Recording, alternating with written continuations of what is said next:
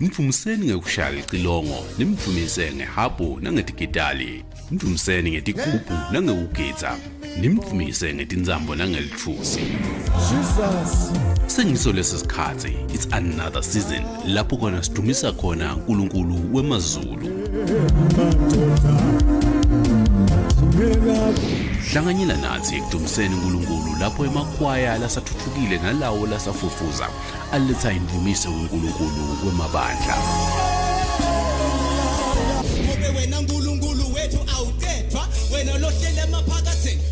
Hlanganyela nathi njalo ngemasonto ekuseni naseyigabence insimbi yesiphohlongo ekuseni kuphindze kube umsombuluko naseyigabence insimbi yelishumi ekuseni. We praise. To God be the glory.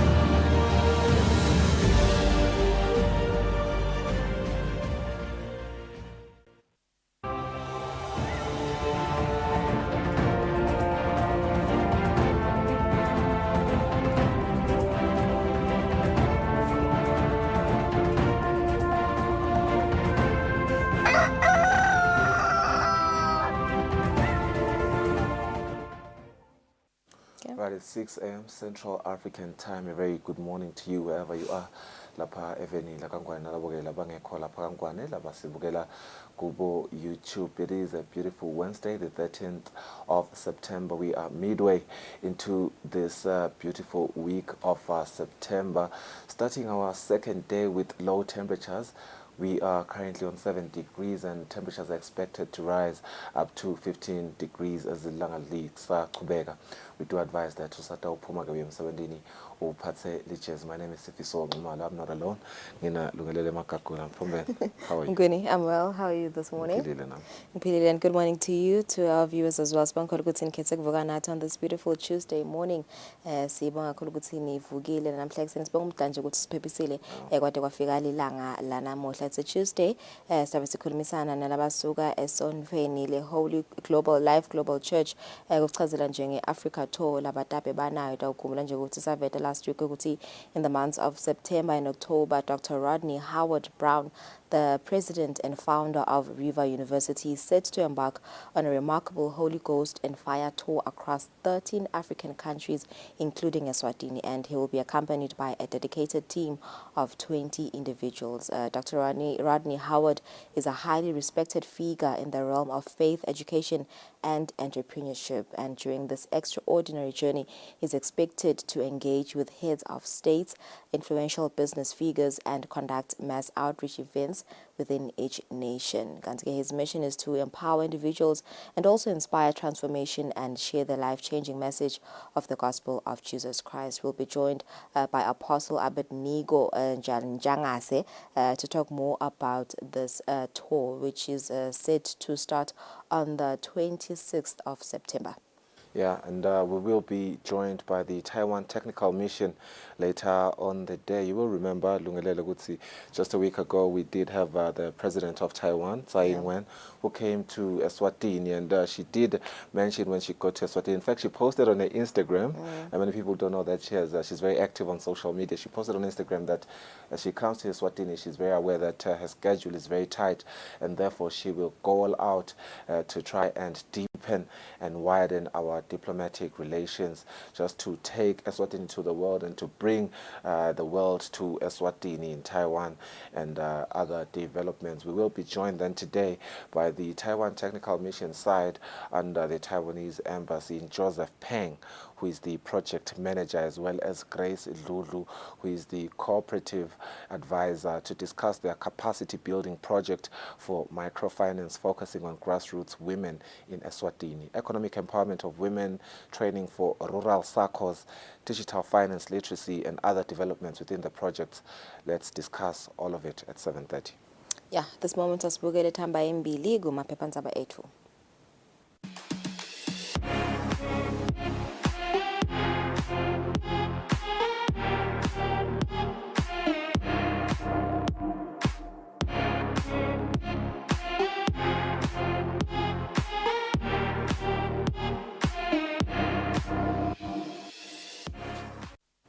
Staqala sibuke Times of Eswatini lomhla ekseni kulethamba embili aspiring firefighters in last minute rush for jobs. Hundreds of Eswatini aspiring firefighters queuing at the Mbabane police station yesterday to certify their documents before they hand-delivered them to various fire stations in the country. Kuletinye thamba embili, Ngoma says, "My life in danger after Gauzela threats." He says, "I will report this to the police as I have seen people dying in the past." This is former Deputy Senate President. Kuletinye thamba embili, ex-ANC man in race for MP position in Eswatini. On page 2 as well, Liswati Facebook rapist gets 2 life sentences. Kanti kuletinye thamba embili, mob of 14 women held for assaulting men. Yeah, local Times of Eswatini, Wanderers Stars in mass stairway ahead of new season kick-off. They are seen on that photo in their maroon jersey. They have reportedly decided that they won't be attending any of the team's activities until they get paid their old salaries. Mavuso for MTN League opener. This one speaks to the country's main stadiums that will not host the opening games of the MTN Premier League. On another one, making headlines, counseling for Sihlangu players. But will take the players for counseling after what befell them in Morocco. Those are our leading sports headlines. Good Times of Eswatini. Daily News. Yeah, leading stories on the Eswatini Daily News. King to grace UNESCO graduation on October 21st. And on the Exponent saga, Finance Minister Neil Rackenberg has stepped in. Quite interesting. Temidlalo, Eswatini Daily News. Locally, Dominic commends Sihlangu's performance. That full story is found on page 22. Kanzige, CAF has cancelled 7.8 billion Emalangeni TV deal. Following CAF has accused Qatari Media Group, EBN, of a contractual breach and wants to recover outstanding payments of 1.8 billion Emalangeni from a deal that was signed in 2017. And another one from the international front, Rubiales has been summoned to court over forced kiss. That full story is found on page 19 of Eswatini Daily News this morning. All right, so 6 minutes after 6, let's take a break. Spain at Inzabat Eswati.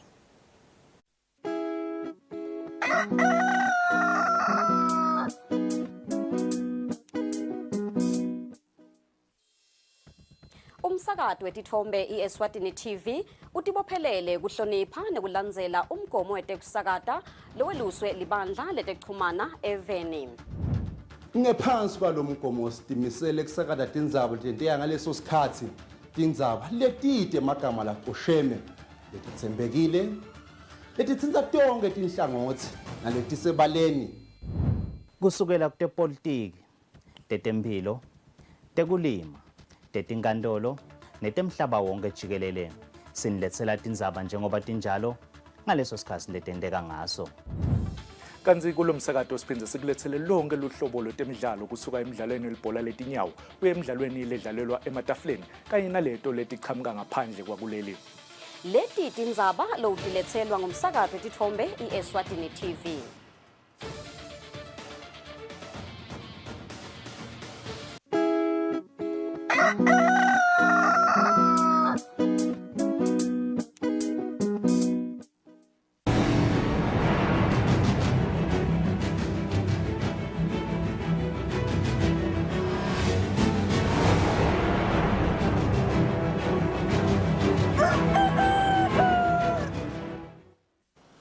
Mizuzu isiphohlongo ibumbene insimbi yesithupha lomhla ekuseni ake sibuke indzaba talapha ekhaya. Live leSwatini lisemkhankasweni wekuhlanganisa umtsetfo lotawengamela tintfo letihambisana kanye nekugcinwa kwelwati lwemdzabo pheceleti i-Indigenous Knowledge Systems Legal Framework.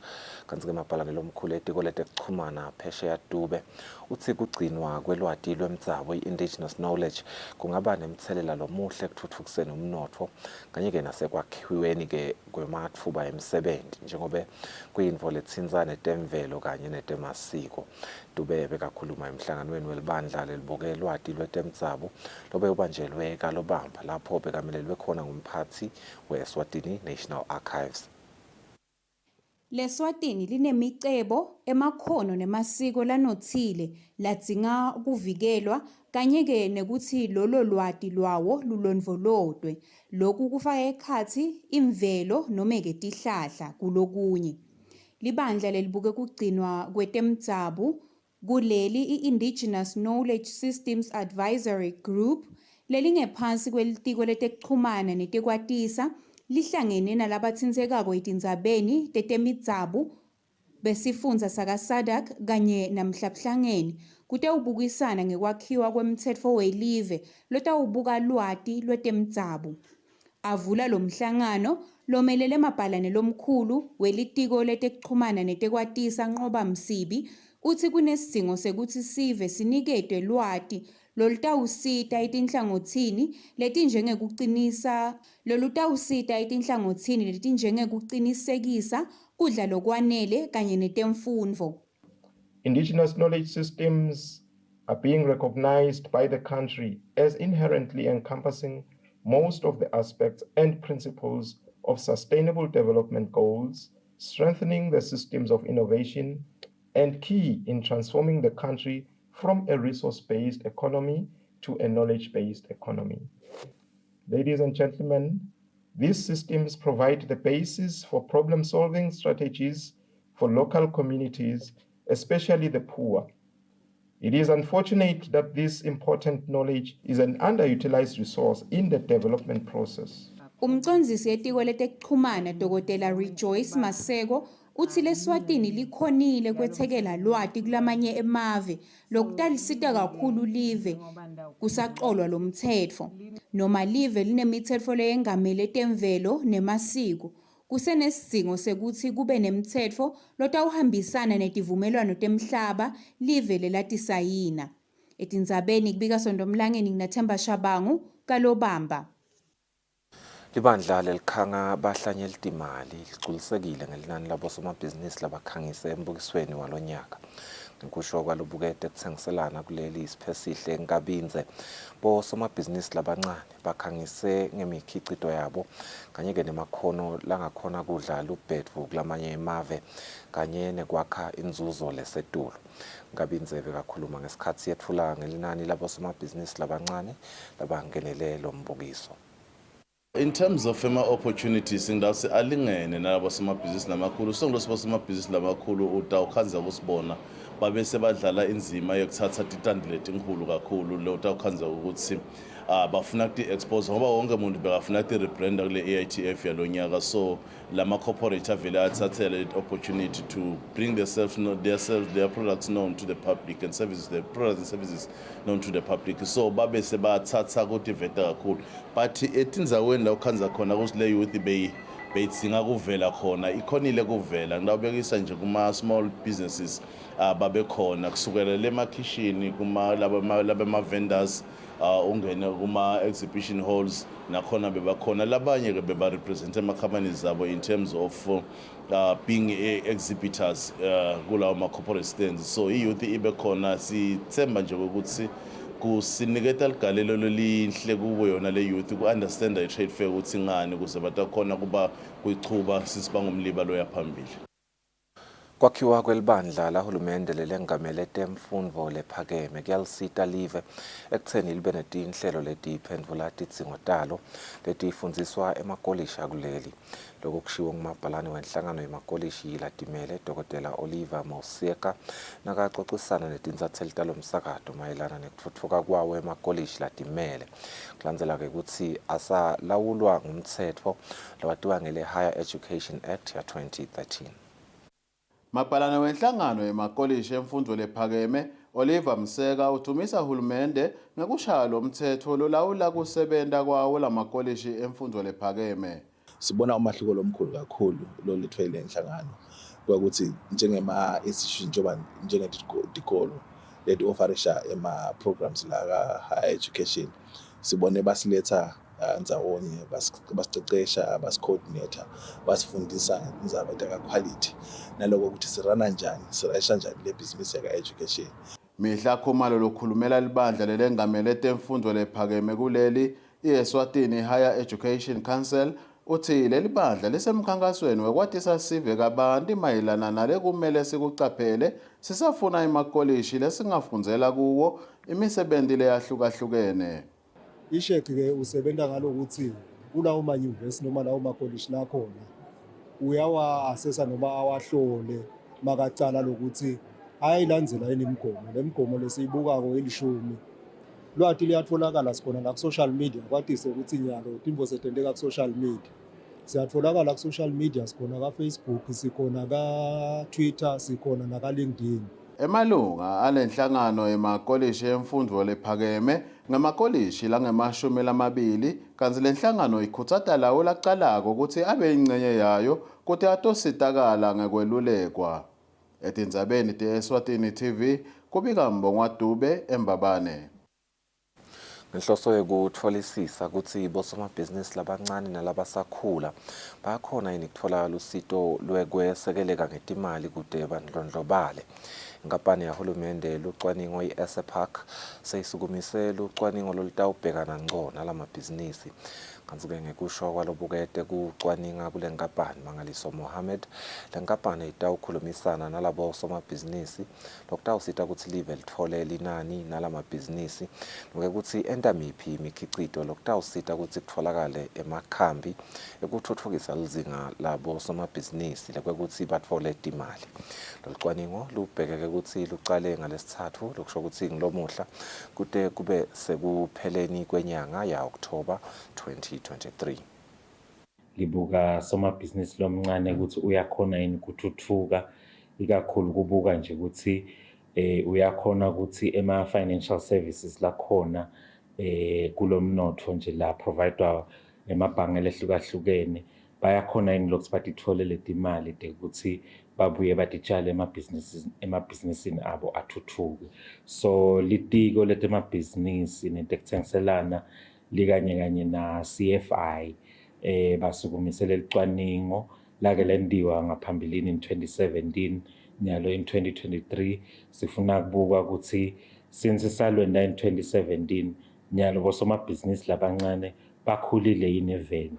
So sitawuhamba nje kulesigaba sekucala singena emakhaya singena nasemabhizinisini sibuka ukuthi ukhona yini somabhizinisi lomncane ekhaya nangabe bakhona somabhizinisi labancane ekhaya bangakhi emabhizinisi abo endani akhicita longanani phinde sihambe singene nakiwo amabhizinisi lamancane sibuka ukuthi mbambamba vele emaswati emabhizinisi lawaqalako olawasungulwa ngowaphi khona sitawubona lokuthi vele emabhizinisi lamancane eveni ayakhula ngokuthi lusito lokukhulisa lamabhizinisi bayawathola yini kahle ikakhulu nje nasibuka tindzaba tetimali sibuka ukuthi emabhizinisi ayakhona yini ukuthi somabhizinisi uyakhona ukuthi avule i-bank account ibe egameni lale bhizinisi yakhe noma uyayivula i-bank account ibe segameni lakhe aphindze asebenzise leyo account ukuthi asebenzise tindleko tebhizinisi yakhe tiphume kuleyo account.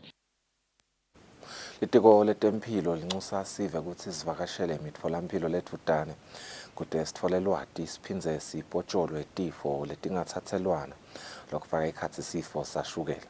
Lokhu kuvakele ngavusisha bang lobukela uhlangothi lwetifo letingathathelwana emhlanganweni isikole wekuqeqesha abonesi ngetifo letingathathelwana.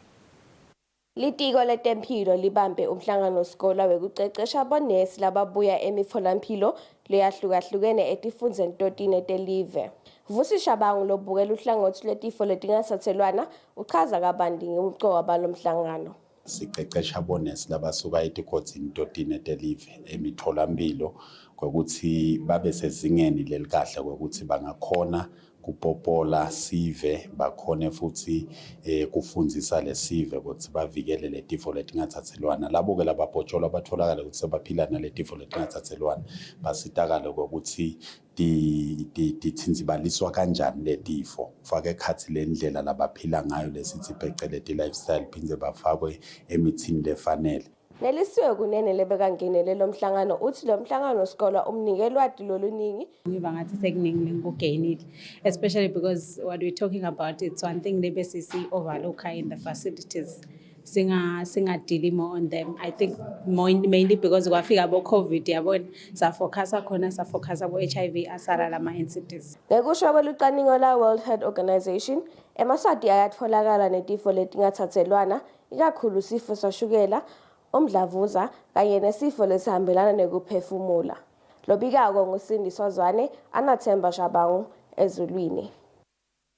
Njengoba live leSwatini beligubha lusuku lwekuvikela kufa kwebantu ngekutibulala ngenhloso ke ukukhumbula labashiya emhlabeni ngekutibulala kanye nekuletha lusito kulabanetinkinga letiphathelene nengqondo. Dokotela wengqondo kuleli Phephile Sukati uthi isibhedlela i-Psychiatric Center kaManzini ngekubambisana nahulumende sebasukumise tinhlelo letinyenti tekuletha lusito kubantu labakhathatekile engqondweni kude kunciphela inani lebantu labafa ngekutibulala eveni. Sisakhulumisana na dokotela wetengqondo esibhedlela salabagula ngengqondo kuleli Phephile Sukati uthi kusemgomeni wabo kuvikela kufa kwebantu ngekutibulala. Ubese ukhuthatha sive ukuthi singayithatheli phansi inzaba yabantu labakhuluma ngekutibulala kodwa senta siciniseke ukuthi bayalithola lusito. So whoever like umuntu akhuluma ngenzaba yokutibulala akungabi ukuthi info lesithathela phansi. So because we are saying ukuthi umuntu nakasaqala ukukhuluma ngenzaba ukuthi ufuna ukutibulala hayi ukuthi ufuna attention per se. Lo muntu is sort of like as in is a cry for help. Kukhona lobuhlungu la kuzama ukuveta ngaloso sikhathi. So lesikushoko ukuthi nangabe umuntu losokhona ukukhuluma ngetindzaba tekubulala abamzame ukuthi bamvete emtholampilo lothutane naye singazi lokuthi ufuna attention. Lo xumanisa emaphoyisa nesive ephindile Vilakati uthi bangilombutho batimisele kusita emaswati asombulule tinkinga labhekana nato. Lokhu kusho kulandzela kwenyuka kwetinombolo tebantu labafa ngekutibulala eveni njalo ngeminyaka. Lelapho liningi labo kubantu besilisa. Nasibuka lo mnyaka lo socathanisana neminyaka lophelile sibona kukhuphuka ngenombolo yinye esikhathini lesemkhathini waJanuary kuta ku August nakuphela August 2022 sibena nabang 94 labatibulele kani kulomnyaka lo sina 95 kusona lesigaba lesifana nawo. Lucwaningo lolwentiwe inhlangano yakamhlaba yetempilo ngeminyaka wa 2019 luveta ukuthi live leSwatini liyingcenye yemavela asihlanu lahamba phambili emhlabeni ngelinani labantu labafa ngekutibulala. Etindzabeni eSwatini TV ngompendulo Gumbi nambongo Dube kaManzini. Libandla leTelkhet for nemincele belihlanganyele nesive semphakathi waseNkamanzi lapho bekukhankasa khona abangconywa ngephansi kwenkhundla selutse. Sive sasemphakathi weNkamanzi ngephansi kwenkhundla yaselutse siphume ngebuningi baso kutawulalela ukuthi emakhetfa athini njengoba sekukhankaswa. Emakhetfa athembisile kuba ngilabathumekako nakenda imisebenzi yenkhundla ngekwethembeka aphindze athembisa kwasekela insha ekucaleni emabhizinisi nakude emakhono kude itotiphilisa. Naso ke sive siyiphonsile imibuto kuwo emakhetfa. Enkundleni wenda ngibetangigculisa ngiba usima kakhulu kule youth angisho ukuthi wrong right nje kakhulu ngoba vele youth ngiyelene njengoba singathi kanti ke nalapho omkhulu ungabakhohlwa siyacela ukuthi ke utshele nje nami wabashona laphansi emzimba ukuthi yena utamendelani basankulunkulu. Ingabe ungasisita njani indzabeni yemigwaco ngoba nibala lokunye but indzaba yemigwaco aneyubhalika na usekhatsi la kulokuthuthuka. Sinesibomake sithi up to imbumo. Sive sasenkamanzi sicela libandla letelikhetfo ukuthi libosheshe liyikhiphe imiphumela yalaba semajele kanye nalabahlala ngaphandle kwakuleli. Etindzabeni teSwatini TV kubika sebenele mthethwa nginaThemba Shabangu emphakathini wenkamanzi eLudzeludze. Lobukelo obviously litiko letemfundo eshiselweni isiboniso kumbi ukhutsata abafunzi ukuthi bafake imandla njengoba tikolwa setivulwe ngalokuphelele kumbi uphinza ke wanxusa abatali ukuthi bakhutsate bantwana ukuthi bahlale etincwadzini tabo baphindze babasekele etidzingweni tabo. Njengoba namuhla abafunzi babuyele etikolweni ngekwehlukana, umsakato wetitfombi yeSwatini TV ubuka inchubo yelisuku lwekucala lokuvula kwetikolo eshiselweni. Lobukela ihhovisi letemfundo eshiselweni siboniso kumbi. Utsi uyakholwa ukuthi nabothishela lababe nebulukhuni kubuyela etikolweni batawukhona kubuyela masinyane. Bafaka kakhulu emandla ema-results abamahle. Ecela abatali ukuthi abaqhubeke babasekele bantwana babuke ukuthi bayadadisha yini, bayawenda umsebenzi wesikole labawunikwe bona bothishela. Bendlulele lapho kufanele babhadale khona babhadale. Kunebudlelwane emkhathini wema-results nemali lekhona esikolweni. So kukhutsata abatali ukuthi nangabe bothishela abakhulu babacelile ukuthi ababhadale. Sikhulumisana nemasekela bothishela nhloko betikolo letimbili enhlangano kuva tinhlelo tabo tekufundzisa kulesigaba sekugcina eminyakeni wesikolo.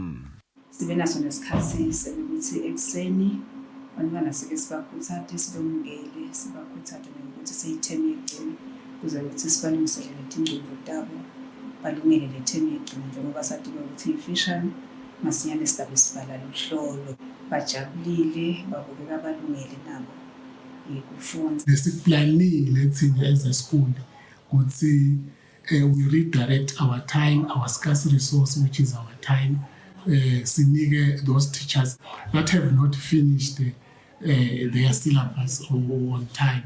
So sifuna ukuthi baqhubeke bacede and stop khona achieve our main goal ukuthi si-excel kuma-exams ethu. Kusele maviki lamatsatfu ukuthi bafunzi belibanga lekugcina lekungu-Form 5 babhale luhlolo lokugcina i-external examination. Lobika-ke tindzabeni teSwatini TV nguthando kuhle Mdluli ngisenhlangano. Umsolwa oneminyaka le-14 uvele enkantolo yamanje yenhlangano ubekwe licala lokwephula umthetho we-SODV nemfana loneminyaka le-15 kanti-ke ngakulokunye umsolwa loneminyaka le-40 yena uvele enkantolo yamanje abekwe licala lekugagadlela umfana loneminyaka le-8. Umsolwa longumlandvo mazibuko loneminyaka le-15 waseMagagane uvele embi kwenkantolo yamanje enhlangana bekwe licala lekwephula umtsetfo we-SODV njengoba asolwa ngekulala nemfana loneminyaka le-15 ubudzala. Inkantolo ibese ithi lo msolwa utawuve agcinwe ngumnyango locondzisa timilo netigwegwe kantsi utawuvela enkantolo lenkhulu nati-18 ngenyanga yeNgongoni kulomnyaka. Kulokunye umsolwa longumkhumbuleni Dlamini loneminyaka le-40 uvele embi kwenkantolo yamanje enhlangana bekwe licala lekwephula umtsetfo we-SODV njengoba usolakala kutsi ulele nemfana loneminyaka le-8. Emaphepha senkantolo ayaveta kutsi lo msolwa wenta lesento angakafaki lijazi lemkhwenyane.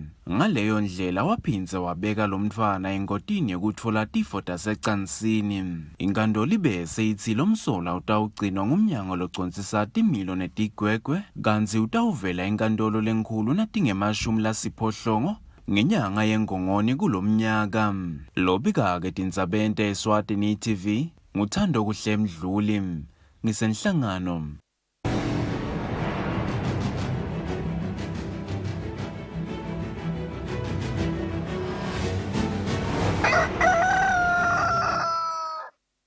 Good Kutemidlalo inhlangano ledlalisa ibhola esigabeni saka Premier League of Eswatini sayivete kutsi tinkhundla letimbili lokuyisomhlolo National Stadium kanye nemavuso Sports Center kangeke ke tisebenziswe ekudlaliseni imidlalo yekucala isizini lensha ya 2023-2024 lephele kulemphela sonto.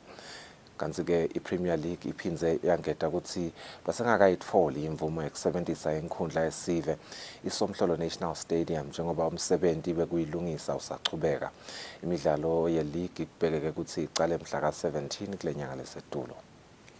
Inhlangano edlalisa umdlalo webhola esigabeni saka Premier League Eswatini Premier League ithi seyibukene nebulukhuni bekuthola tinkundla labatasebenzisa ekudlaliseni imidlalo ye-league ya 2023-2024 ikakhulukati nakuvulwa lemidlalo kulempela somvo letako. Lenhlangano nayikhulumisana nomsakati ichazile ukuthi tinkundla letinkulu lapha eveni lokuyisomhlolo National Stadium kanye nemavuso Sports Center ngeke titholakala kulempela somvo nakucala lemidlalo. Indzaba lenkulu lebetsinza indzaba yenkundla yesive kasomhlolo lapho khona kwaphuma imbiko ukuthi lenkundla ilungele kusetshenziswa emidlalweni ye-league kulandzela ukuthi isetshenziswe emsebentini welive we-55 double celebration ngesikhathi likhetho lesive lema-under 20 lakuleli litholana itulu nalaseMozambique. iPremier League seyivetile ukuthi lokho akusilo liciniso njengoba lenkundla bathi sengalungeli kudlala. Nakuhlanganiswa lombiko litiko belisengachazi ukuthi umsebenzi wokulungisa lenkundla utawuphela nini nalokuthi lenkundla ingacala nini kusetshenziswa ekubambeni imidlalo ye-league. Evikini leliphelile emangameli wenhlangano yemidlalo webhola lapha eveni Peter Samuras Melane wavetela lo msakato ukuthi imisebenzi lesele kulungisa lenkundla ifake ikhathi giant screen kanye ne-generator bese ngemuva kwaloko inhlangano lengameli umdlalo webhola eveni katini le-Afrika iCAF itawuhlola lenkundla ukuthi ilungele yini. Kungabe khona kwaleti nkundla letimbili lokuyisomhlolo National Stadium kanye nemavuso Sports Center kutawubita ukuthi imidlalo yelo Sunday yekuvula isizini lensha ingagcina idlalele enkundleni yaseKing Sobhuza the Second Memorial enhlangano noma-ke enkundleni yakalanga yesiteki. Lobike lo msakati Eswatini TV kutemidlalo ngilinda Dlamini kanti umbiko uhlanganiswa nguFabrice Msonera eMbabane. Kwalo muhle betingako tindzaba sikuphathele tona lo mhla ekuseni sibahlole emakethe ngesimo selitulu sitawubuya sichubeke nehlelo. Ibandla letelukhetfo nemingcele Elections and Boundaries Commission bathi sasive kutsi kuvota ngalokukhetsekile special voting kutawuba mhla tinge-26 kulesetulu 26 September 2023. Kanti lukhetfo lolukhulu lona lutawubanjwa mhla tinge-29 kulesetulu 29 September 2023. Ngete ngasala nasakha live letfu. Tifumvota namhla esompheni betingakacondzani nathi. Hawu mngani, usho ngani?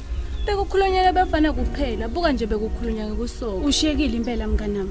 Angayiva kahle lenzaba. Phela ngekusoka bobhuti, nanathi bayazivikela kumdlavuza womlomo wesibeletho. Futhi ukusoka kuyingcenye yetindlela tekuvikela i-HIV even. Kanti-ke naye ebhuti masekasokile, uyativikela kumdlavuza wemvuku. Uyabona mngani ngishiyeke mbamba. Uyabona babuya kutofundisa betempilo, ngitolalela. Lo mlayeto ulethelwa litiko letempilo. Kuva kabandi, shayela 2030.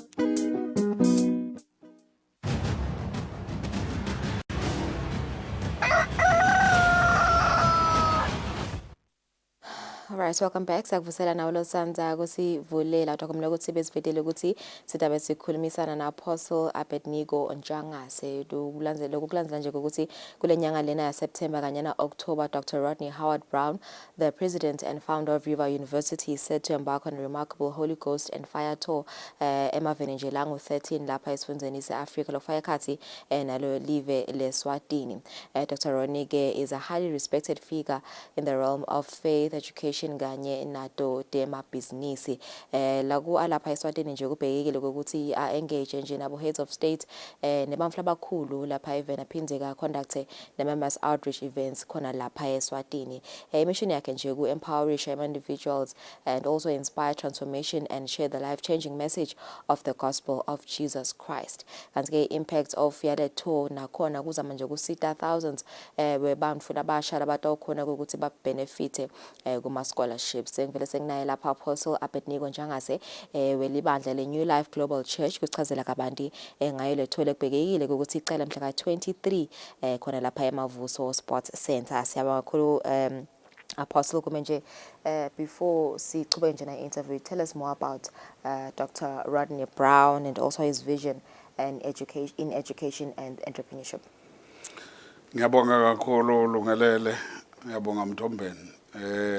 Indeed ngicabanga ukuthi so summarize kahle ukuthi Dr. Rodney Howard Brown ngumuntu oyithanda imfundo kakhulu. Uyabathanda abantu abasha, ongusoma business, he is a philanthropist. Uyiko konke nje ongakucabanga. He is a man of God. Ophakanyiswe uNkulunkulu kakhulu, umsebenzisa kakhulu uNkulunkulu. Njengoba nje ezweni lakwangwane vele sikhunjuliwe uNkulunkulu ezweni lakwangwane. Singakusho lokho sekuqoshamise ukuthi sikhunjuliwe kulezwe leli uNkulunkulu esilethela amadoda abuya ngaphandle of this caliber. Umuntu osetshenziswa uNkulunkulu kakhulu emhlabeni wonke. Ushaya umhlaba wonke in the sense that ucoverisha 1.5 billion people in the world. Lapho eshumayela khona nje ubukelwa ngabantu abangu 1.5 billion.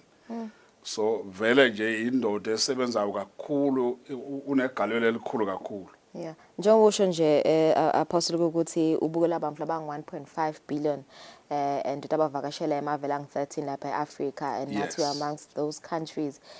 Kwendeke kanjani nje wasithandza thina wasikhetha sengeSwatini decide ukuthi azetela? Sizuzumusa singabonga uJehova wamabandla akekho omunye umuntu esingambonga kuloko.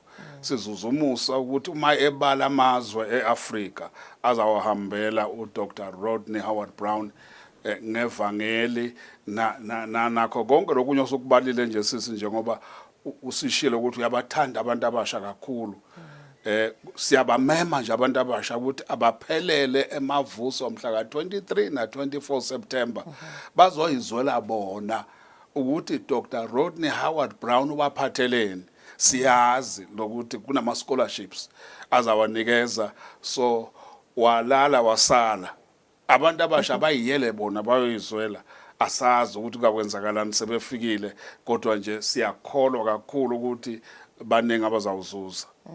Njoba umchaza nje Apostle ukuthi vele Dr. Rodney Brown ngumflo omkhulu and unebalandzeli labanengi uyedela Swatini. Kukhona mhlambe lamanye ama activities latabe awenda nje ngaphandle kwaleti inkonzo letitabe tibanje khona kamanzini ukuthi abakhona yini ukuthi ahlangane nabamfla abasha, ahlangane mhlambe nalabanye abantu labakhulu asesela Swatini. Iqiniso kakhulu Lungelele lelo ukuthi uma kuphela lemvuselelo eqala mhla ka 23 nangomhla ka 24 September kuzabe sekuba ne business seminar or business leadership or leadership meeting at the George Hotel kwaManzini mhla ka 25. Lapho khona simema bosoma business kumanyona abafundisi inceke zenkosi and ukungena kumahala ne breakfast imahala, but all strictly by registration ngoba kufuna sicontrol ama numbers. njengoba sazi ukuthi yonke indawo akusho ukuthi kungaba ngithela wayeka bese ukuthi yonke iKingdom of Eswatini kungabe sekufuna ukuthi iyofika lapho kusho ukuthi nakhona kufanele ukuthi ingceko zenkosi ngoba yibo abayi first priority ingceko zenkosi nabo somabhizinisi bakhombise ukuthi bayafuna ukuya kule seminar ngokuthi baregister kanjani ke kunathiwa ama numbers 7696 5755 7696 5755 na 767 57 247 767 57 247 baregister ngokusenda ama SMS kuphela SMS kuphela awushayi ngeke yenkosi awushayi somabhizinisi usenda iSMS kuphela sathi mase sihleli ke sesiyabuka ubani so registile sesiyaba recorda ke Lokho ukuthi batawubhala ligama sibongo inombolo nelibandla mhlambe labasuka kile mhlambe noma inkampani nako inkampani babhale ukuthi naba correct yes ngoba ngeke bakhona ukusidoja ngoba mase kufikiwe futhi le nakhona kuphinde kwenziwe registration futhi siyachecka siyabaveta ukuthi vele uyinceke yenkosi Mbamba wena likuphi ibandla lakho and so on and so forth ungusomabhizinisi Mbamba wena kanjalo sabacelile nivele ku register apostle ngoba kakhulu setinganani nje tinombona onke amalanga we are inundated with a lot of phone calls njengoba sisho nje ukuthi abasokushaya phela abasenda ama SMS kodwa bayashaya abantu bathi asikezwa kahle nitabahlunga kanjani ke apostle ngoba njengoba usho ukuthi nje nitakhona kubahlunga kanjani ngoba njengoba usho nje ukuthi ivele ngenikhona kuba mukela bonke nasebeta nje balinani lelikhulu ingabe vele mhlambe endaweni kanjani khona ngazi nami lokuthi sawugcina siba control kanjani abantu benkosi kodwa nje laba abazawuqhamuka mva sakusho ukuthi hawo bekunene siyaxolisa sekuvaliwe ngeke sisakhona wona ukuregister ngeke sisakhona ukuregister ngoba le ndlela esenza ngayo asikayibone ngengcono ukuthi nokuthi besingavula ama floodgates nje sithi wonke umuntu wemukelekile kufanele sifake ama controls in place. Okay, so leti nkonzo tona ticala mhla ka 23 diphindze futhi tibuye mhla ka 24 tikuphi kepha imabili amalanga yes 23 na 24 September emavuso emavuso nje masofikile emavuso ku hall number 1 yes sifika ngabantu sikhathi iqala nga 5 inkonzo yes iqala nga 5 ingceko zenkosi sicela ukuthi by 6 o'clock zonke zibe seyiphelele seyihleli phansi kudede imali ebhadalwako amathikithi lathengwako awu inkonzo zimahala mahala lungelele and kuzabe kunomusic lapha na ohlaba hlosile sabe sinonduduzo mathe uyaziwa la ezweni lakwangwane nasemazweni angomakhelwane uyaziwa kakhulu naseAfrika nabanye ke futhi esingeke sibasho kwamanje kodwa nje angeke abe yedwa sithi abaphelele bonke nje abathanda igospel abathanda uJesu abathanda umusic abathanda zobe ziphekwe ngogalaza kwegcina nje apho ukuthi ingabe vele bamfana bavumelekile mangabe bavumelekile bamfana labaneminyaka lesuka kule mingaphi asinawo ama age limits noma nokho nje umbuzo wakho umhle kangaka singabakhoshi nabazali ukuthi kungabi phela ngabantwana abancane kakhulu ngoba mase kunabantu abaningi bese kuba khona ama stampedes kufuna ukuthi kube ngumntwana ozokhona ukukontroleka umzali ambambe ngesandla kungabi nje bese bayekela sekubangithela wayeka ngoba asifuni ukulinyalelwa ngabantwana kulomcimbi omkhulu kangaka. Okay, nosiyabonga sibonga kakhulu Apostle isikhathi sakho mbukeli sothi vele ukuthi kutabe kumnanzi impela mhla ka 23 na 24 September khona lapha eMavuso Sports Center kutabe kucubeka yona i-tour lapha iHoly Ghost and Fire African Tour lapha kutabe kuna Dr. Rodney Brown utabe lapha ekhaya Eswatini asibathethe mangayithe sidaba esicubene hlelo.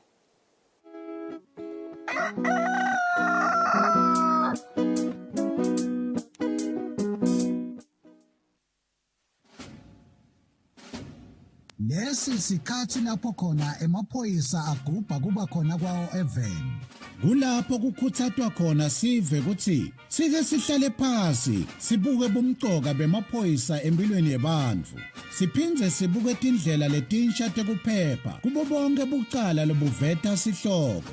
Sive sakangwane siyakhunjutwa ukuthi singawafaki emaphoyisa etinkulumeni tepolitiki ngoba liphoyisa alingeni futhi alingenelani nepolitiki. Emaphoyisa alwa nebucala netingoti temgwaco kuphela nje. Ingako emaphoyisa athi wonke umuntu eveni akahlale ngaphandle kwekunceneka ukuthi angahle ahlaselwe tilwane tasendle. Umuntu lohlala Eswatini akatiphilele atisebentele ngaphandle kwekwesaba kuhlaselwa kwemucwa nekucekelwa phansi kwempahla yakhe. Nawe wena lophathekile emaphoyisa athi digulele kahle uze uphile ngaphandle kwekuphatamiseka. Lokungenteka ngekuthi tidlova tingene tihlasele labo labakunakekelako kuleyo ndlu. Sive lesihlakaniphile nguleso lesiphakamisa kusebenta kwemaphoyisa nabo bonke labalwa nebucala.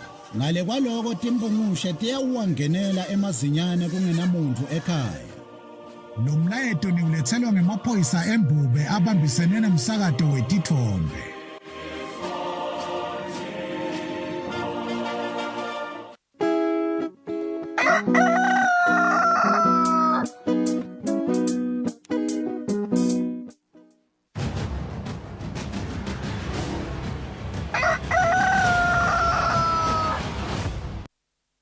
Asimze sinibukele sakuvusela nawo losanza kusivulela hadwa kumleke ukuthi mhlaplangene begubhala usuku lokucucutela noma lokuwanzisa lwati lebamfu labafisa mhlambe ukuthi ibulala ukuthi bangadibulali i-suicide prevention day.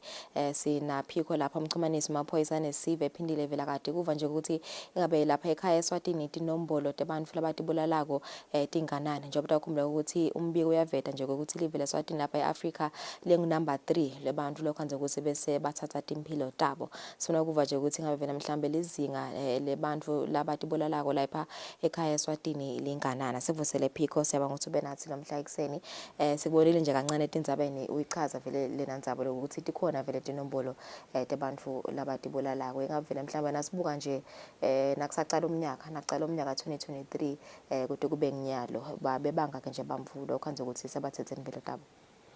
Siyabonga kakhulu tsatsethu siyavusela umbukele ekhaya sibonga leli thuba leli singemaphoyisa nathi siyawabona ama records ebantu laba thatha impilo yabo labadibulalako ngetindlela letihlukahlukene lesikubonile ukuthi labanenge uthola ukuthi bayati khunga labanye futhi banatha bo poison sinabo ke labancane lethola ukuthi batidubulile le ndlela ke lebantu labadibulala ngayo. Uma sibuka lo mnyaka lophelile nalomnyaka lo letinombolo tiphakeme njengaloko eminyakeni lophelile sibe nalaba 94 labadibulalako nawubuka isikhathi sekusuka kuJanuary kutofika kuAugust 31 lo mnyaka lophelile bese nakulomnyaka lo same period lekuJanuary kutofika kuAugust nakhona sibe netinombolo tebantu laba 95 labadibulalako lokukhuleke nenombolo yenye lesikunakile ke etfombeni ukuthi kulabantu labadibulalako baba banengi bobabe nasibuka letinombolo lo 94 lesikhuluma ngaye nje 67 wabo bekubobabe nasibuka kulomnyaka lo nasikhuluma nga95 65 wabo kube bobabe lo 30 kwaba bomake so kuyakhomba ukuthi bobabe mhlambe ngibo labagcina ba resolve ukudibulala sitela silandzela ke liphenyo sibuka ngoba kulesinye isikhathi siba fortunate ukuthi lo muntu before adibulale ashiye ende inote yokusho ukuthi udibulalelana nasilandzela ke liphenyo mhlambe ke kulokunye uthole ukuthi sitathola kulabo laphila nabo silandzelela ukuthi yini lokho kwendeka sithi nasilandzelela ke liphenyo lethu sathola ukuthi mhlambe vele bobabe bayahluleka ke English ama issue na noma bayawapakisha lama issues labanawo aze afike la kugcwala khona whatever njengalokho baye bachazela abafundzisako ngetinto leti kanjalo khanze lokukwata sekubhumbelene sekuze kufika la kugcwele khona so nangalokuthi ke abasibo bantu labathanza kuphumela ebaleni noma ukukhuluma tinto lababhekene nato uyatibinzela lo muntu naletinkinga takhe angatsheli lo munye le ukhanze ukuthi letinye taletinkinga nawuthi uyalandzelela bekungasiyo nenkinga lenkulu nelikhambi belingaba khona but nje ube sesewuya decide ukuthi yena ahambe. Lokunye ke lesiphinzisa kunaka sayibuka lembiko ukuthi liningi labantu bulalako ngilabasukela eminyakeni leng-25 kuya etulu. Lokusho kona ukuthi vele kuba ngilama problems ebudzala nje nasofikile ebudzaleni bese sewukhanza ukuthi izinto sahambi kahle. Akhona ke nama cases lothola ukuthi sisewabeka eceleni siyawabukisisa ukuthi vele isuicide yini noma lo muntu wendiwe ukuthi kutobonakala kwangathi suicide. Kakhulu kati lokho sikunaka kuma cases lendeka kuleti ndzawo tasemahlathini. Siyakhumbula ukuthi labanye ngilaba labatibulala uthole ukuthi bebasemabhizinisini thide laphambene nemithetho bahlala emahlathini thide bese lomnye so uyafa ubathi uyabukisisa ukhanze ukuthi akubonakali kahle ukuthi utibulele kanjani. Bese siyasola ukuthi ngendekala ukuthi usetshenzisiwe kulokunye uphocelelwe ukuthi anathe lokuthide noma kulekunye ubulewe bese uyakhungwa emva kwesikhathi. So siyayisichubeke nalo liphenyo kuze ukuthi sifike ekugcineni nalo. Siyati ukuthi ema cases abomeda akusiyo ama cases la very straightforward noma very simple. Kuyendeka kuthatha iminyaka solo liphenywa lelo cala ukhanze ukuthi liyawuproveka iminyaka siyahamba kepha nje sinako lokunaka ukuthi indzaba yema suicide vele isedulu kakhulu.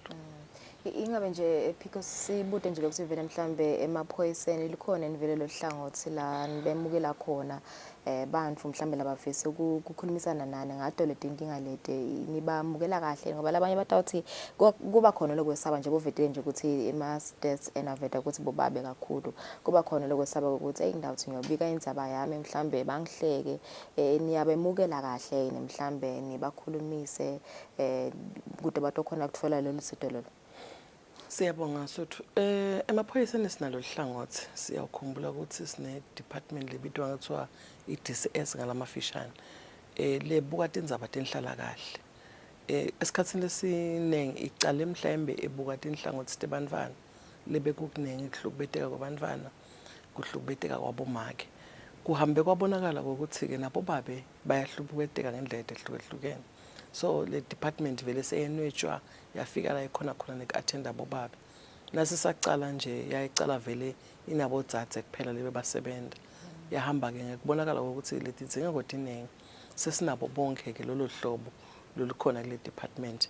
Siyalandzelela ke thine nekuthi sive yini imbamama balesifunako sibonile nje kulamalanga bo kwakhe indvodza ababhizi bavakashela tinkampani bakhulumisana nemadvodza ngetinkinga letivelela bona. Salinaka lokuthi bayaveta ukuthi emaphoyiseni abathanzi kuya ngoba bafike ba-attendwe bantfwana labancane longangemtukulo wakhe ekhaya bafike ba-attendwe ngumake kanti phela uhlukubetwe nangumake. So sikuvulile sithi umuntu nakafika epolice station unaleli lungelo kwekucala awufika utiteke indzaba takho la edeskini letinjengaleto uvele usho ukuthi ngidocela nalitiko lelibuka indzaba tenhlala kahle bakufake kulelo tiko nawufika nakhona ngenxa yema-ofisi kuba mancane ngende kubakhanze babanenge labahlelela ngekhathi unelungelo lokucela ukuthi cha abantu bami ngiyafuna ukukhuluma but ngicela kusala namunye noma babili. Ungasho futhi ukuthi awu umncane wena ngicela lo mdzala kunawe kula sivumile sivulile. National Commissioner ulangadelela ukuthi sive sinithole lo sito ngendlela lesilifuna ngayo. Lesikunakile ke tsatwethu isikhathi lesiningi bantu labanenge lokufaka ikhathi bona bobabe labaya epolice station baya sebavele banendlela labafuna lendlela yabo isolveke ngayo. Akukusidi ke lokho nangabe ufuna lisito kufuna ufike kulesigaba sekuthi no mina lendzaba seyendlulile sengicela kuboniswa. Umuntu lo ngakhona ukusita ngcono umuntu lo mekhashana wena lokulenkinga awuboni ukuthi isolution ngaba kanjani. So siyakhuthatha ukuthi asithina siyofuna lo lisito sikulungele lokho ukuthi sifuna kusitwa vele sikulungele lokuthi sithathe leteluleko lesitabe sithola kancane kancane. Uphinze futhi ungasabi lokuveta mhlambe nawe lokho lokusaba kulama fears akho ukuthi uma nithi angiwenda lokho emaphoyisa akunobe sekwendeka lokho nalokini nalokho ukuthi asivula nathi ukuthi sibuke ngendlela lejulile. Siyakhuthatha kakhulu ukuthi abantu abede emaphoyiseni batocela ukuthi bathole lolo sito uma ngabe khona dinkinga lababhekana nato nokuthi ke sitifundise ukutemukela timo kukhona intimo lovela uthola ukuthi angeke wadi gucula kulesinye isikhathi nje siyeva ukuthi labanye bafange ukuthi babanga umuntu wesifazane ukhona ke lebesamshiya lo muntu wesifazane sekaya kulomunye lo wena ke lasakushiya yemukela lokuthi kukhona kwakho lokungcono kunaloko losokuluza ngaleyo ndlela udokhona kuphila. Yeah, ngiyavakala sibakhulu because isikhathi sakho mbukeli maphoyisa ayaveta ukuthi itandla tabo divuliwe mangabe kukhona leyo nkinga lobhekene nayo ungabavakashela nje kuma police stations ucele kuvakashela luhlangothi olubuke tona tindzaba tenhlala kahle ukuthi utokhona ukuthola lesito kutawuncipha nje nato tinombolo tebantu laba bese bathatha impilo daba sibathola temakethe sabe ne traffic update.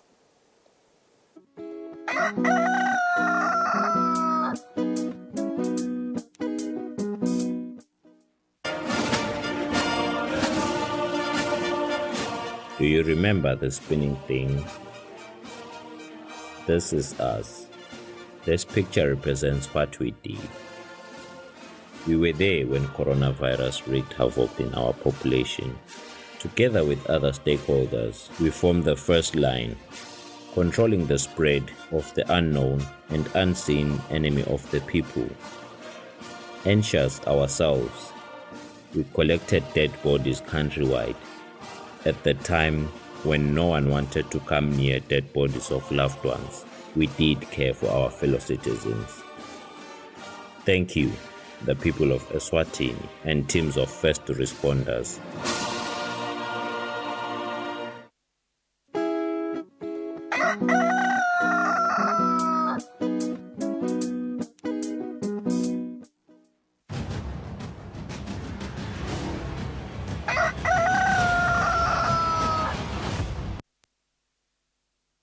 Right, 6 minutes before 7, Ngonelo Muhle sisatama kuchumana labantu siniketa traffic update, but in the process of that we do urge and encourage amaswati la chubat motolo ukuthi sinciphise speed lungela. I think that was the general sentiment itolo from bobek muskule ekutheni imigwaqo imandi yeah kubalekile nje sifisa ukuthi vele nayo imithetho yemigwaqo siyilandzele especially nje kule kuto tikhathi leti lapho khona lina liyakhifeta imigwaqo yashelela ngathi khanze sovelelwa ingodi kona sijagile ekseni kuyaphithitela ekseni kepha nje kubalekile ukuthi vele ade ngcono lokuthi usheshe uvuke ufike early kunenge ukuthi vele sothi khanze sogijima khona namgwaqweni. Kanti ke nemigwaqo lesachubeka nekulungiswa ikakhulu nje edolobheni lembabane we do see a lot of developments in terms of constructwa kwemigwaqo lapha ngase babane central nje basalungisa lona libloho baxwayiswa ke nabaqhubeka imoto lokuthi babeketele lapho bacaphele futhi nabantu abesikolo njengoba tikolwa setivuliwe. Ngale kwaloko we have found Mr. Gule lesasichumene naye elicingweni lota sipha yona i-traffic update ma kwabane sikuvusela umhlekuseni malambule ngabe simo emigwaqweni sime kanjani lo mhla. Anguvusele Mnguni ngivusele umbukelo lelihlelo sivuka namuhla imigwaqo yethu ibonakala imandi kulandzela ukuthi kunemkhemedelo loqhubekako eveni hambisana ke nayo inkungu sizizelele nje kakhulu bekunene ukuthi asishayele ngelitubane lelilingene litubane leliyawena ukuthi awukhona kulawula imoto lo yakho lapho kuvela simo bongakasigasi khona nekwena ke siqiniseke ukuthi bekunene emalambu yemoto lo siyawakhanyisa njalo ukhanyisa emalambu lamakhulu uyawusheshe ubonakale lo mnye umshayeli athathe isinqumo lesiyoba ngesifanele nalesiyawena ukuthi nawe uphephe lapho ukhona njengoba uvetile nje ekhaya edolobheni elikhulu lasembabane awunembala umgwaqo lo lapha eceleni kwesikole lesikhulu seCentral uyakhiwa kusozisa road umgwaqo ke lona lovumela ukuthi kuhambe imoto lo yinye ngesikhathi sinye kuphakanyiswe yena stop and go lokhona lapho letimoto letinkulu atikhona ukuhamba lapha kuyesozisa road na usuka lapha kuna iCentral i-traffic circle lelapha emanzana ubheka khona lapha egedeni lelikhulu laseCentral nje bekunene kulabo labafuna ukungena edolobheni abasebenzise nange umgwaqo ohamba lapha etulwe iCourt Somhlelo Road umgwaqo lo muhle lo wakucanza kwakhiwa lo hambeka kosibili noma ke sihambe kuwo umgwaqo lomkhulu lo yawusingenisa khona ngale ngehla kwasemagesini singene ekhathi edolobheni kanti siba netethu edolobheni lasembabane sisebenza kahle nalapha kumathapha kamanzini kanjalo nalapha inhlangano lesingakugcizelela nje solo iyakhiwa imigwaqo lapha indasi kuma enhlangano kuloya mgwaqo lomkhulu longena khona lapha edolobheni leyokuthi uyawuthinta labo labaqhamuka khona lapha ngakamjuda uphinde uthinte nalabo labayawuqhamuka khona lapha indasi ngakubo Royal Casino lesithi nalabo abashayele ngalokukhulu ukucophelela kanti kule nhlangothi lesingakuphawula njengiko bekumele ukuthi-ke kule migwaqo nakubuye imigwaqo ledeltiyela nayo ibonakala seyishelela aseneke isiqiniseko bekunene ukuthi sishayela ngalokukhulu ukucophelela nakuleyo ngcingwana leyo nekugcizelela-ke bekunene kukula bathutha zona sive ukuthi awumalangeni amahle asiqhubekeni sishayele ngalokukhulu ukucophelela sende isiqiniseko sokuthi silayishana ngelinani elifanele leliyawusenda kokuthi sibe nabaphephile njalo njalo kungaba ngiloko nje ekuseni sithi nje wonke losebenzisa umgwaqo simfisela lona lusuku loluhle yebona loluphephile sisaqhubeka sisebenzisa imigwaqo yethu siyabonga kakhulu. Kulesibonga kakhulu ukusinikeza lo yombiko lomhla ekuseni ngaso simo semgwaqo asibahlete emakethe embukeleni sibuya sathatha indzaba desingisi.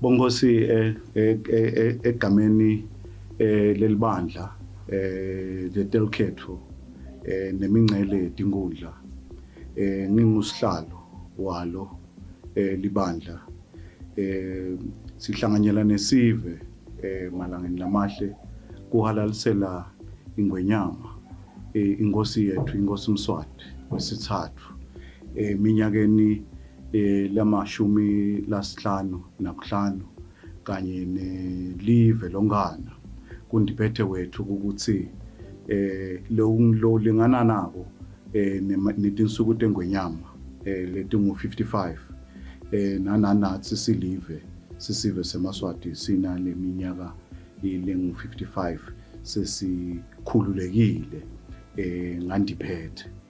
Siyabonga ke bongosi sisahalalisele emakhosi ethu nelive ukuthi nebayitolo lekungibona lesithi basebenta lelive makhosi ayitolo nesive seMaswati sonke sayitolo ngoba lokhu lesesifike lamhla siyasakukhanza lesikuhalaliselako ngilokuchamuka kibo lekubita-ke ukuthi-ke nathi siMaswati njengekukhonjwa indlela makhosi ngosi yelive sichubekeni silibeke live libe ngiloko lekungona lesikukhanzile nathi nalokungcono.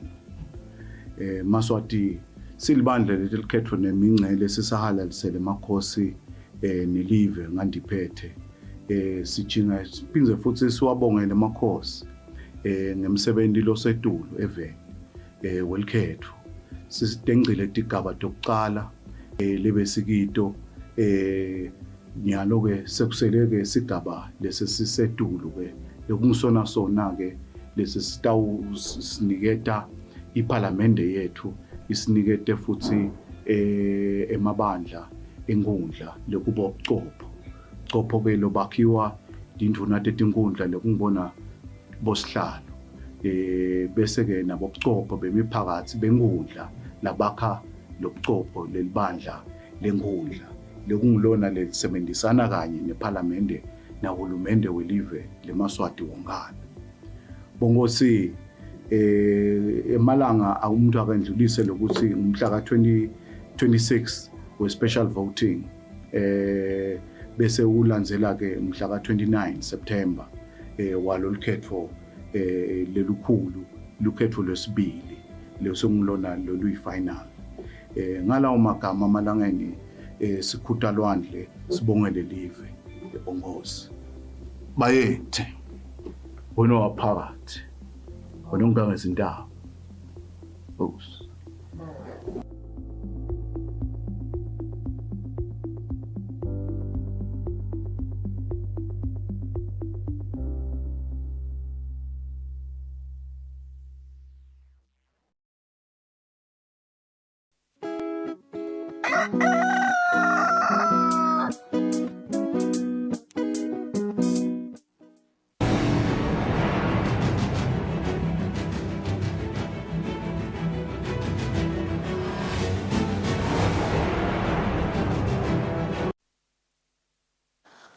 Welcome back. Thank you for staying with us. This is the news. The Kingdom of Eswatini is working on developing an indigenous knowledge policy systems and institutional frameworks. The Principal Secretary in the Ministry of Information, Communications and Technology, Pechia Dube, says the policy will contribute to the social and economic development of Eswatini. The Kingdom of Eswatini possesses a rich indigenous knowledge. However, currently there is no indigenous knowledge policy and framework to support and nurture the promotion and the protection of IKs in the country. The Indigenous Knowledge Advisory Group met with regional and international partners to ensure a broad and inclusive perspective reflective of the unique rights and interest of eMaswati. The Principal Secretary in the Ministry of ICT, represented by Ngoba Msibi, says investing in the exchange of KIs and its integration into the assistance program of Eswatini can help reduce poverty. Indigenous knowledge systems are being recognized by the country as inherently encompassing most of the aspects and principles of sustainable development goals, strengthening the systems of innovation, and key in transforming the country from a resource-based economy to a knowledge-based economy. Ladies and gentlemen, these systems provide the basis for problem-solving strategies for local communities, especially the poor. It is unfortunate that this important knowledge is an underutilized resource in the development process. The Director for ICT, Dr. Rejoice Masego, says the Kingdom visited a number of countries to acquire more knowledge and skills that will help develop a local policy. The Kingdom of Eswatini has put in place a number of policies around environment and arts and culture. Eswatini TV News, Sondomlangeni, Themba Shabangu, Lobamba. According to the Eswatini Investment Promotion Authority's Domestic Trade Promotions Officer, Sipesihle Nkabinze, small and medium enterprises were able to get equal opportunities to showcase their products at the trade fair. In terms of opportunities, ngidawuse alingene nalabo semabhizinisi lamakhulu. Songilosibo semabhizinisi lamakhulu utawukhanza kusibona babese badlala inzima yokuthatha titandi letinkulu kakhulu lo utawukhanza. In terms of opportunities, all types of businesses receive equal opportunities, despite the fact that investors and established businesses had stalls. We saw SMEs coming out in their numbers, embracing the opportunities availed to them. We know that it is about exposure and interacting with clients. We saw an impressive response from vendors, restaurants to the exhibition halls. We also saw huge numbers of young people. The purpose of the trade fair is to provide equal trade opportunities for all businesses to grow, to contribute to the economy. We are hopeful that next year, more businesses, especially SMEs, will also use this opportunity to showcase their businesses so they can get to a point where they grow. The establishment of Eswatini Higher Education Council is beneficial to the Kingdom of Eswatini as it helps the country to not only rely on foreign designed educational programs, but design its own that will speak to its needs. This was said by the Secretary of the Eswatini Association of Higher Education Institutions, Oliver Museka, when speaking to the station's journalist about the impact of the Council on Higher Education Institutions since its establishment through the Higher Education Act of 2013. The Secretary of Eswatini Association of Higher Education Institutions, Oliver Museka, praises government for enacting the law to regulate higher education in the country. So coming in of ICHEC has brought in a very good improvement, a big improvement in terms of standardization and creating standards of what needs to be followed, what needs in guidelines and procedures of how we need to run private and public institutions. We are benefiting a lot from ICHEC because we've seen them rolling out a number of capacity building and development programs, notably quality assurance training, where they've brought in external consultants to come and capacitate institutions on quality assurance, which is the key or the backbone of education. The Advocacy and Communications Officer of Eswatini Higher Education Council, Mihla Khumalo says they are on a drive to increase public knowledge on how to go about selecting properly accredited institutions to further their education. Isheke usebenza ngalokuthi kulawo ma-university noma lawo ma-college lakhona uyawa-assessa noma awahlole makacala lokuthi ayayilandzela yini imigomo. Le migomo lesiyibukako eli10 lwati liyatfolakala sikhona la ku-social media kwatise ukuthi nyalo tintfo setenteka ku-social media. Siyatfolakala ku-social media sikhona ka-Facebook, sikhona ka-Twitter, sikhona naka-LinkedIn. There are about 20 members of Eswatini Association of Higher Education Institutions, and the secretary advises those who are starting up to join them for proper guidance. On the news, I'm Mbongwa Dube, Winpendulo Kumbi in Babane. In a bid to ascertain if medium, small and micro enterprises in Eswatini are able to access financial services to sustain their businesses, the Eswatini Economic Policy Analysis and Research Center, in collaboration with the Center for Financial Inclusion, has launched an SME survey. According to ESAPOC's Senior Research Fellow Mangaliso Mohammed, MSMEs will be interviewed to establish the type of businesses that they can do and also find out if they are financially included. In the first stage, we are going to go through 320 selected enumeration areas in Eswatini, where we are going to be visiting households as well as business establishment. So these are MSMEs, so the small businesses, the medium and the micro businesses, where first of all, we're going to just establish the number of MSMEs in the economy in Eswatini. And then once we have established that, we're going to come back in phase 2, mid-October, where we are going to be doing in-depth interviews with select businesses. So there we're going to pick 3,500 small business owners, where we're going to have an in-depth interview about how they interact with financial services and products offered by the different financial service providers in the economy. So in that, we want to see if usage of financial products is improving in the economy, especially to develop our MSMEs, and then if there are any opportunities that we need to capitalize on. So some of the policy recommendations are going to push towards that, but also if there are products that small businesses like, and those products are really working for them, we want to make sure that we continue providing those services in the economy. The Ministry of Health is urging Eswatini to visit health facilities to get information and get screened on non-communicable diseases such as sugar diabetes. The Ministry of Health had a workshop where nurses who were coming from health centers around the kingdom were trained on non-communicable diseases. Vusi Shabangu, who is the non-communicable diseases coordinator in the Ministry of Health, says such trainings are important since the burden of NCDs is getting worse in the kingdom. We are training nurses here from different facilities across the country, capacitating them to manage these conditions, whereby they will be able to screen clients on NCDs, also create awareness on NCDs, manage those who are diagnosed with these NCDs, also to make sure that they bring these services closer to the people. Nelisiwe Gunene, a nurse who attended the workshop, says that she's learning a lot concerning the non-communicable diseases since they have given much attention to COVID-19, neglecting the NCDs. It's benefiting my profession a lot. To be specific, we've overlooked NCDs and focused to the new pandemics that came.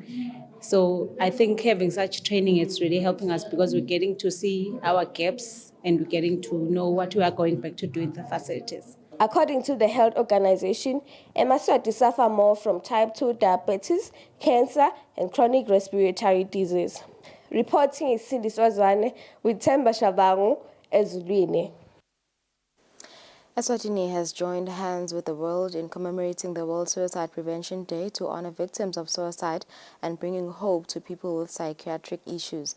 The National Psychiatric Centre's clinical psychologist Pepile Sugati says the hospital, in working jointly with government, has raised several programs that seek to bring psychiatric assistance countrywide. Sugati said this at the National Psychiatric Center during the commemoration of the World Suicide Prevention Day under the theme Creating Hope Through Action.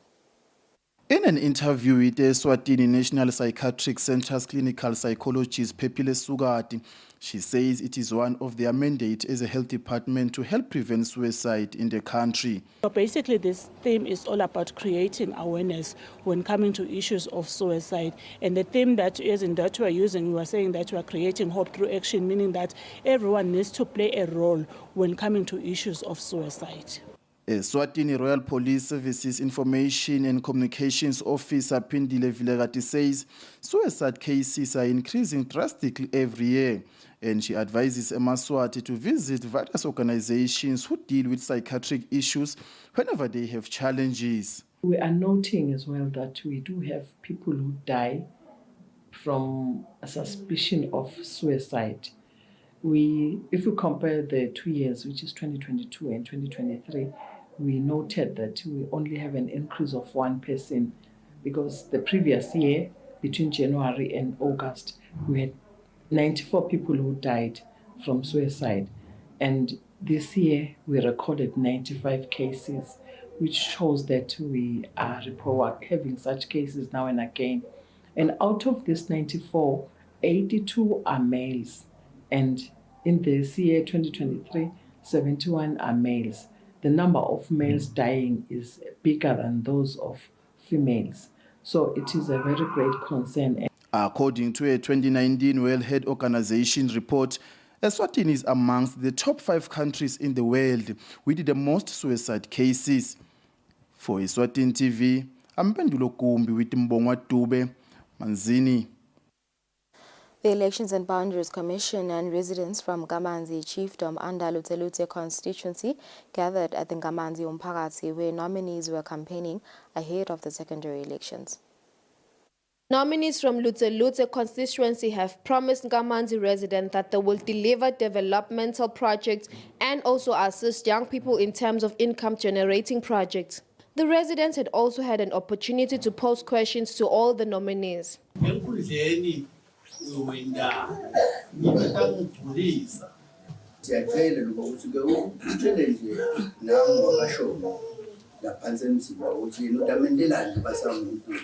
They asked on what changes will the nominees bring to the constituency if they are given an opportunity.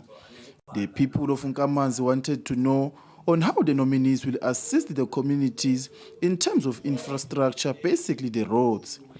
Some residents pleaded with the nominees not only to focus on the youth, but also consider the elderly when it comes to development programs. Ngamanzi residents also requested the Election and Boundaries Commission to release the results from the special voting promptly and avoid any discrepancies and complaints. Reporting for Eswatini TV News is Sebenele Mthethwa with Themba Shabangu, Ngamanzi, Lutselutse.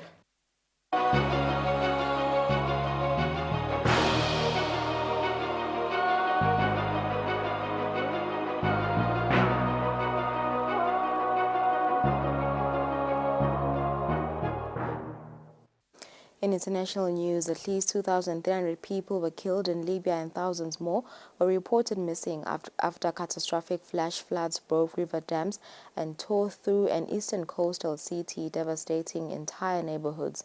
As global concerns spread, multiple nations offered to urgently send aid and rescue teams to help the war-scarred country that has been overwhelmed by what one official labeled a calamity of epic proportions. 1/4 of the city of Derna completely washed away. Thousands of residents killed when dams outside the city collapsed, unleashing a wall of water. Witnesses say it erased everything in its path. Dams collapsed around Wadi Derna and caused water to cascade into the city itself. 3 bridges collapsed completely, and water spread inside the neighborhoods. And there are entire neighborhoods that moved to the sea. The destruction caused by Mediterranean storm Daniel. After devastating parts of Greece, Bulgaria, and Turkey, Daniel pounded eastern Libya's coast Sunday night. I saw a man carried away by water who just passed my house. I don't know if he's hanging onto that car or if he's gone far away. A state of emergency has been announced, but it's slow and arduous work for rescue teams, still waiting for the flooding to recede. Emergency crews have uncovered hundreds of bodies and several aid workers have died. But the rival politics of post-war Libya makes this challenge even more difficult. The eastern Libyan regime, backed by Russia, is not internationally recognized, and its public service and hospital system have been weakened by years of conflict. These are hard and painful times. The number of affected people is very big. The damage is huge. It's hard to describe or measure it. The Tripoli-based National Unity Government says it will send all assistance possible to the east and has requested international help. Italy, Egypt, and Turkey among the nations already answering that call, sending aid and rescue teams. Hopes were dimming on Tuesday in Morocco's desperate search for survivors 4 days after a powerful earthquake killed more than 2,800 people, most of them in remote villages in the high Atlas Mountains. Search and rescue teams from the kingdom and abroad kept digging through the rubble of broken mud brick homes, hoping for signs of life in a race against time following the 6.8 magnitude quake late Friday. It's a warm welcome from Morocco's Royal Gendarmerie to Qatari rescue teams. There's no time to waste. The Qataris and their red trucks have arrived in Morocco more than 48 hours after the earthquake struck. Some say it's too late. The team finally arrived here in Imintala. Not much is left of the village. Homes were once dotted along this hillside, but when the earthquake struck, foundations gave way until there was nothing left standing. Help from the Qataris come at a time when the Moroccan Civil Protection Agency is overwhelmed. Est-ce qu'il y a l'espoir de retrouver des survivants? Je sais pas. The Qataris have brought their dogs to aid the search. It's help people here have been desperately waiting for. This man is clinging on to hope that his family could be found. 2, 3, 5, 6, 7, 8, 10. 10 people. Suddenly, the constant digging is interrupted by prayers. A body has been found. Throughout the day, the Qataris have only pulled out the dead. Along with tears, there's also anger. This man's wife is buried under the rubble. His son left France to be by his side. He says rescue teams arrived here too late. Access is difficult. It's far away. I don't know what to tell you. At the same time, I don't understand. Because it's not right that people are stuck underneath. Maybe they could have got them out alive at the beginning because they heard them screaming. 100 people remain unaccounted for in this village. Teams from Qatar, Spain, and the United Kingdom are now racing to find them. A woman aged 24 has been left brain dead after being shot while at home by a bullet apparently aimed at a drug-dealing spot in the French Mediterranean city of Marseille, prosecutors said on Monday. The shooting on Sunday raises new concerns about the effects of drug crime in Marseille as the port city is set to host fixtures for the Rugby World Cup and a visit from Pope Francis in the coming weeks. A stray bullet went into the wall of this building and into a room where a 24-year-old woman was hit in the head. It was late on Sunday in the Saint-Thys district of eastern Marseille in the south of France. There was gunfire. 2 men on a motorbike shot first of all at a chemist and then at the building opposite before riding off. This neighbor saw what happened. People fired at random. She was hit by a bullet through the wall. Shocking. I tried to resuscitate her. Could have been me, my mother, or my sister. 20 Kalashnikov shell casings were found. 3 flats were hit by bullets. Drug trafficking takes place in the area. Residents are in shock and angry at the violence. I heard gunfire. It's tragic. This girl was quiet at home. She didn't ask for this. I came and saw there was shooting everywhere. Why? For some cannabis? The young woman hit by the stray bullet was taken to intensive care. She was transferred to hospital in a very serious condition, in danger for her life, and as I speak, she is brain dead. So she hasn't died, but she is brain dead. An investigation is underway. More than 40 people have been killed in drug-related crime in Marseille since the start of the year. At least 2 of those people were innocent bystanders. U.S. Speaker of the House Kevin McCarthy announced Tuesday that lawmakers will launch an impeachment inquiry into President Joe Biden, advancing an investigation concerning allegations Biden benefited from his son Hunter's foreign business dealings. After months of investigations, House Republican committees will now pursue an impeachment inquiry into U.S. President Joe Biden. Through our investigations, we have found that President Biden did lie to the American people about his own knowledge of his family's foreign business dealings. McCarthy's announcement comes after months of pressure from House conservatives. And I think that any other citizen that had stacked up against him what the president had stacked up against him right now would already be in court. Democrats say Republicans have failed to turn up any evidence of Biden's supposed wrongdoing after months of investigation, in which tens of thousands of documents were turned over to investigators. The impeachment inquiry is absurd. The American people want us to do something that will make their lives better, not go off on these chases and witch hunts. Republicans hold a very slim majority in the U.S. House of Representatives, with just a 5-seat majority over Democrats. It's also possible that those impeachment articles may never reach the Senate. With a slim majority, it's not clear that Republicans can get it across the finish line. They certainly cannot count on any support from Democrats. And so they really have to hold together every one of their members. And if they lose just 5 of them, they won't be able to pass it. Some Republicans have expressed concern about pursuing an impeachment inquiry heading into the 2024 election year. Senate Minority Leader Mitch McConnell, who has said in the past that impeachments should be a rare process, declined comment Tuesday. We got our hands full here trying to get through the appropriations process.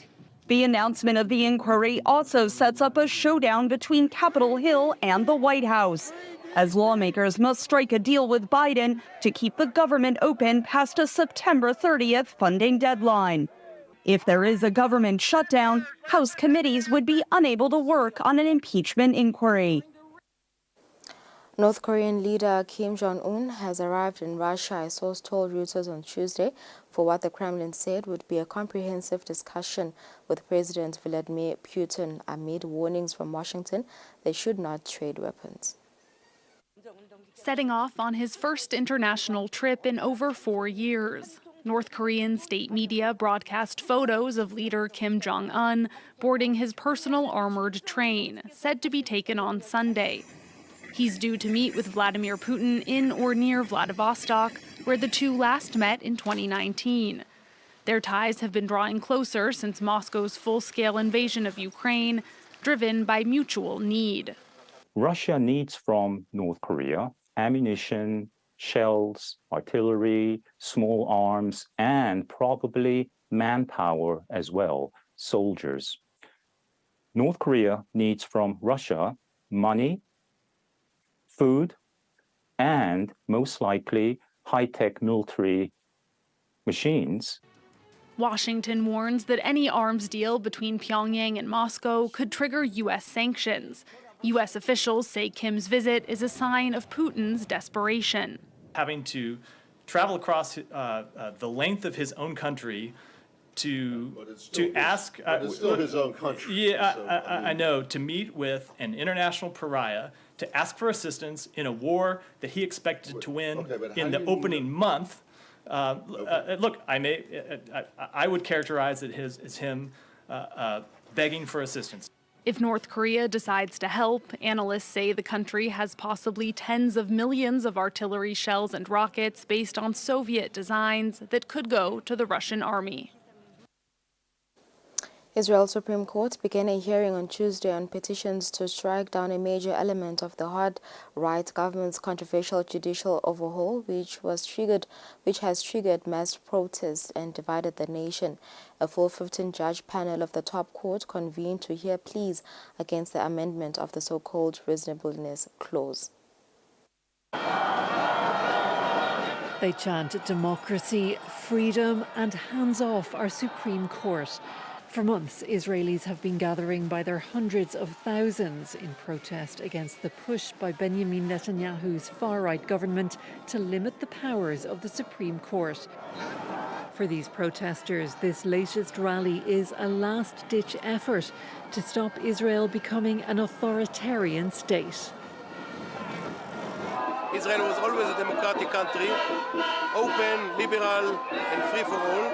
And this government wants to change it, and we're not going to let them change it. The Supreme Court of Justice in Israel is really under immediate danger from this corrupt government, and we need to stop it right now. The reforms which were pushed through the Knesset in July would limit the Supreme Court's power to strike down government decisions. Now it's up to the court to make a decision about its own future and rule on the legislation. For me, it's unbearable. Okay.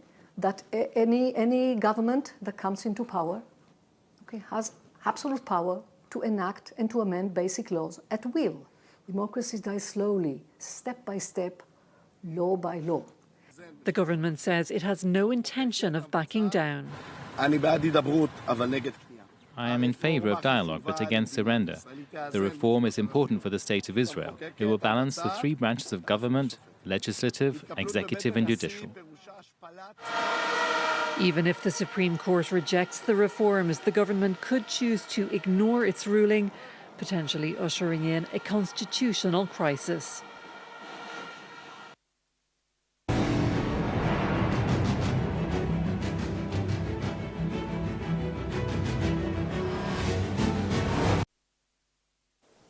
We begin our sports roundup with the Premier League, who has confirmed that both stadiums, being the Somhlolo National and Mavuso Sports Centre, will not be available for use at the kick-off the new MTN Premier League season that kicks off this coming weekend. Premier League says Somhlolo is not yet ready for use for the local league games as renovations are still ongoing.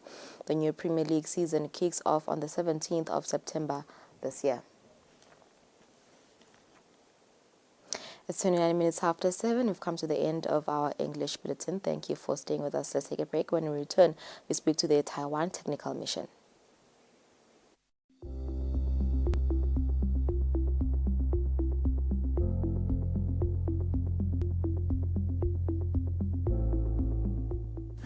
Bongosi egameni lelibandla letelkhetho nemingcele tinkundla ngingusihlalo walo libandla sihlanganyela nesive malangeni lamahle kuhalalisela ingwenyama inkosi yethu inkosi Mswati wesithathu minyakeni lamashumi lasihlanu nakuhlanu kanye nelive longana kundiphethe wethu ukuthi lo lingana nabo netinsuku tengwenyama letingu 55 nananathi sisive seMaswati sina leminyaka ilengu 55 sesikhululekile ngandiphethe.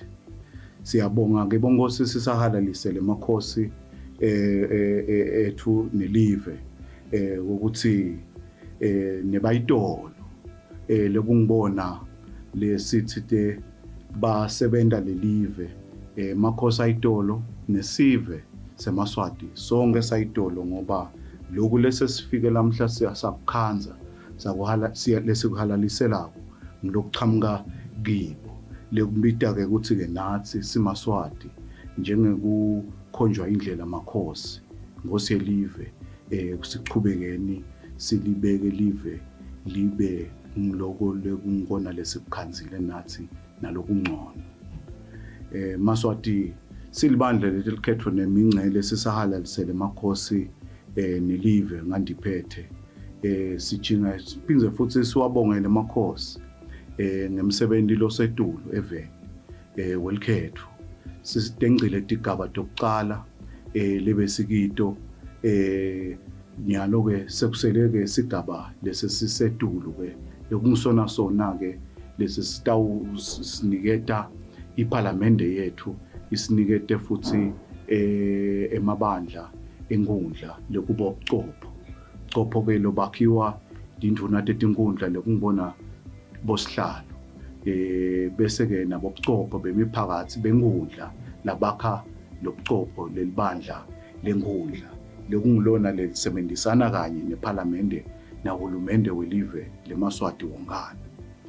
Bongosi emalanga umuntu akandlulise lokuthi umhla ka-26 we-special voting bese ulandzela ke umhla ka-29 September walolukhetho lelukhulu lukhetho lwesibili lesongilona loluyi-final. Ngalawo magama amalangeni sikhutha lwandle sibongele live ebongozi bayethe wena waphakathi wena ungangezindaba bose.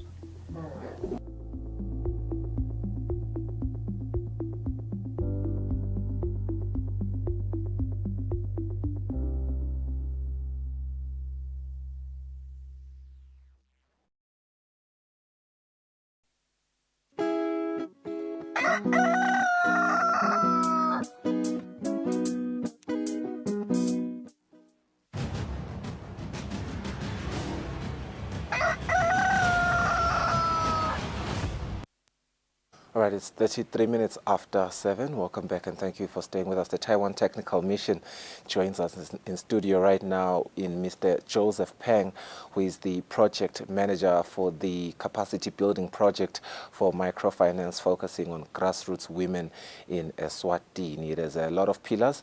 Some of them are economic empowerment of women, training for rural circles, digital finance literacy, and other developments within the project. Let's welcome Mr. Joseph Peng to the program. Mr. Peng, kunjani? Niyabila, siyabonga.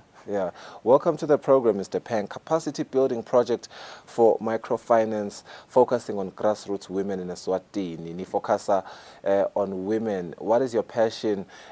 Why is your passion on women, really? Talk to us. I understand you can speak some Siswati too. Okay, because the microfinance project is under the MOU between the Taiwan and the Eswatini government. So we just responded her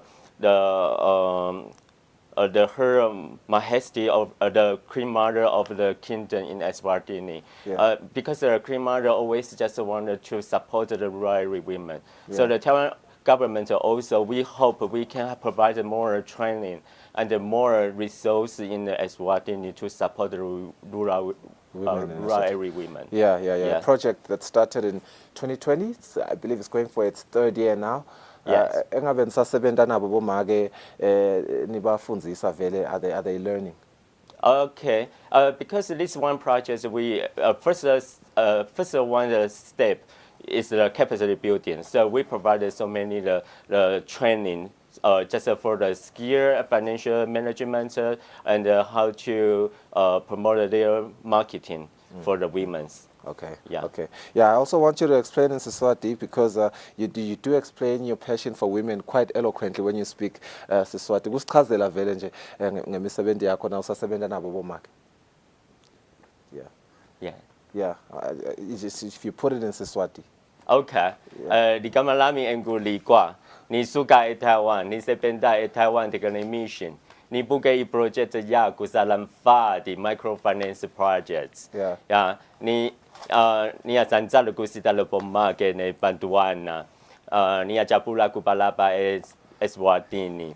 I believe God is a love. So I think I love the Eswatini. So I'm here. Yeah. I think I believe the Bible lutsambo luyabheketela, lutsambo lunene, lute umona, lutsambo aluthi kapatisi, fusi aluthi kukumeti. Inkosi iyabendevula bomake. Yeah, hallelujah. Siyabonga kakhulu. Amen, amen, Joseph. I understand you're not alone. You are with Mage Grace Lulu, who is the cooperative advisor under this project. She'll be coming in right after this quick ad break that we're about to take to give us, more highlights and overview on some of the other pillars that I mentioned when I introduced this segment.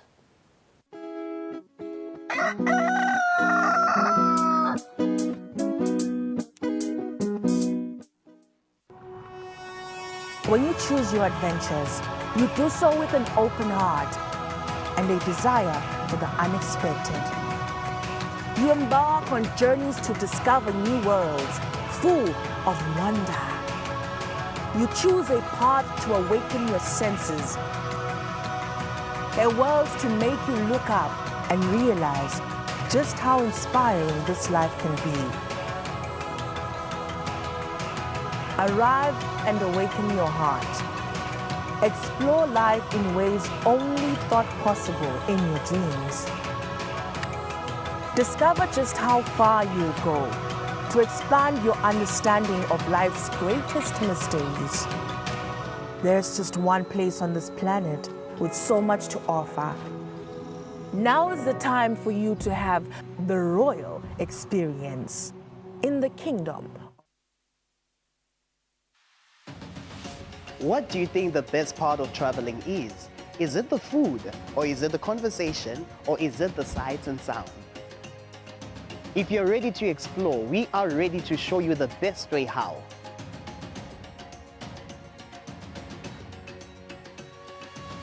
We'll give you access to the best luxury getaway sites in the Kingdom of Eswatini, and of course show you vacation sites that suit your budget, because you do not need a lot of money to actually have a great time. Join us on the next adventure on Buhle Bethu, only on Eswatini TV.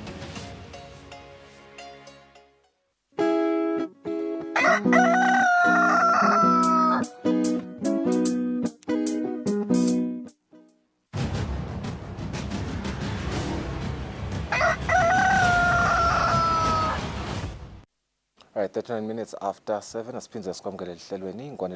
we are with Grace Lulu, who is the cooperative advisor under the capacity building project for microfinance, focusing on grassroots women in Eswatini, which is under the Taiwan Technical Mission.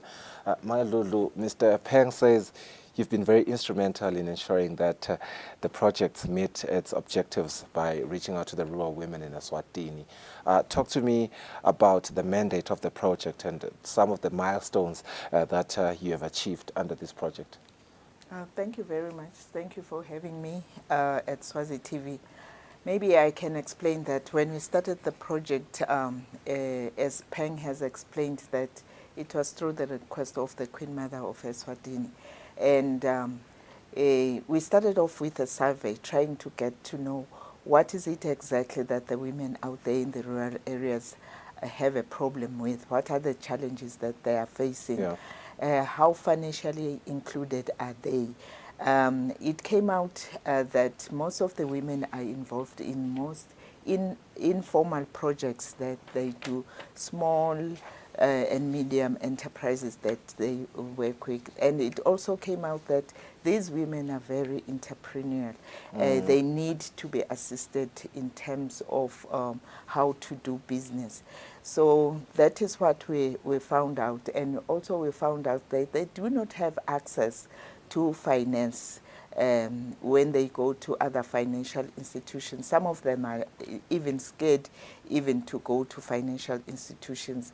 And some of them do not need even a lot of money in order to do their businesses. So our mandate was to go out there and work on the challenges that they face in terms of entrepreneurship skills.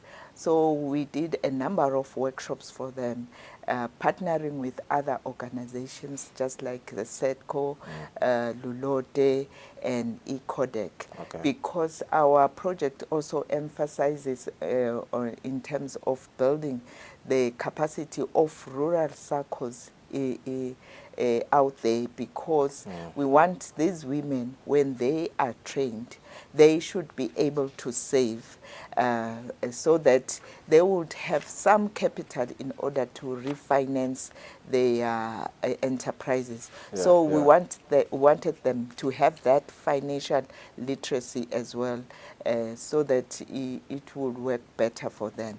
Okay. Talk to me about the capacity building. I'm really interested in that one. I understand. As I'm looking at the visuals, I'm seeing quite a number of women, and I'm also, very pleased by the different works that they are doing in the handicrafts aspect. But talk to me about the number of people that you've been able to capacitate during the period of 3 years. Yes. We used to call them at Codec to come for the training, taking them in batches of 30. So we covered a number of women, around 5,000 or more women, in terms of training them. But I think we have even covered more than 5,000, because it was not only at Codec where we trained them. We even went out there, had one-day courses with the women, and another important area that we trained them was on financial literacy as well, and also digital finance, because everything is changing now and people are going digital. So we felt like the women also should ensure that they learn how to use their cell phones in terms of saving, in terms of getting loans, in terms of paying utility bills using their cell phones. So we tried by all means to cover that area. We even partnered with a local fintech company known as DG Image, which helped them in terms of having an e-payment platform whereby they could do all their savings while at home. They do not have to go under the trees or at the schools together there in order to save, in order to borrow. They could be doing their chores at home and also be able to save. It really helped us. And it also helped us on the rural circles as well, because the rural circles, some of them don't even have laptops. How do they keep their records? So when we partnered with this local company, it assists them in having a system that can be used by the rural circles in terms of keeping up their records, in terms of also paying out their dividends through. So you've also capacitated them on digital literacy as well, not just financial literacy, which is amazing, because the government of Eswatini is indeed trying to take steps to really be in match with e-commerce and and other developed economies at the Gabeni Dabo e-commerce. And Zabeni yema trader kwabo nitsinza ukuthi nibakhanza ba-informa kakhulu.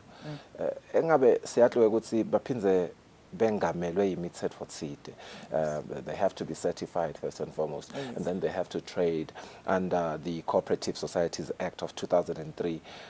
Engabe kuleti gaba letoni hambe nafika phi? Are they certified? Are they able to now trade under this act? Yes. I think we have covered a lot of ground. First of all, the informal groups were able to also train them, and they saw the need that they need to be formalized. Some of them now are working as cooperatives. They were registered under the Cooperative Act, which makes them informal, which makes it easy even for other companies to work with them, to draw up contracts with them.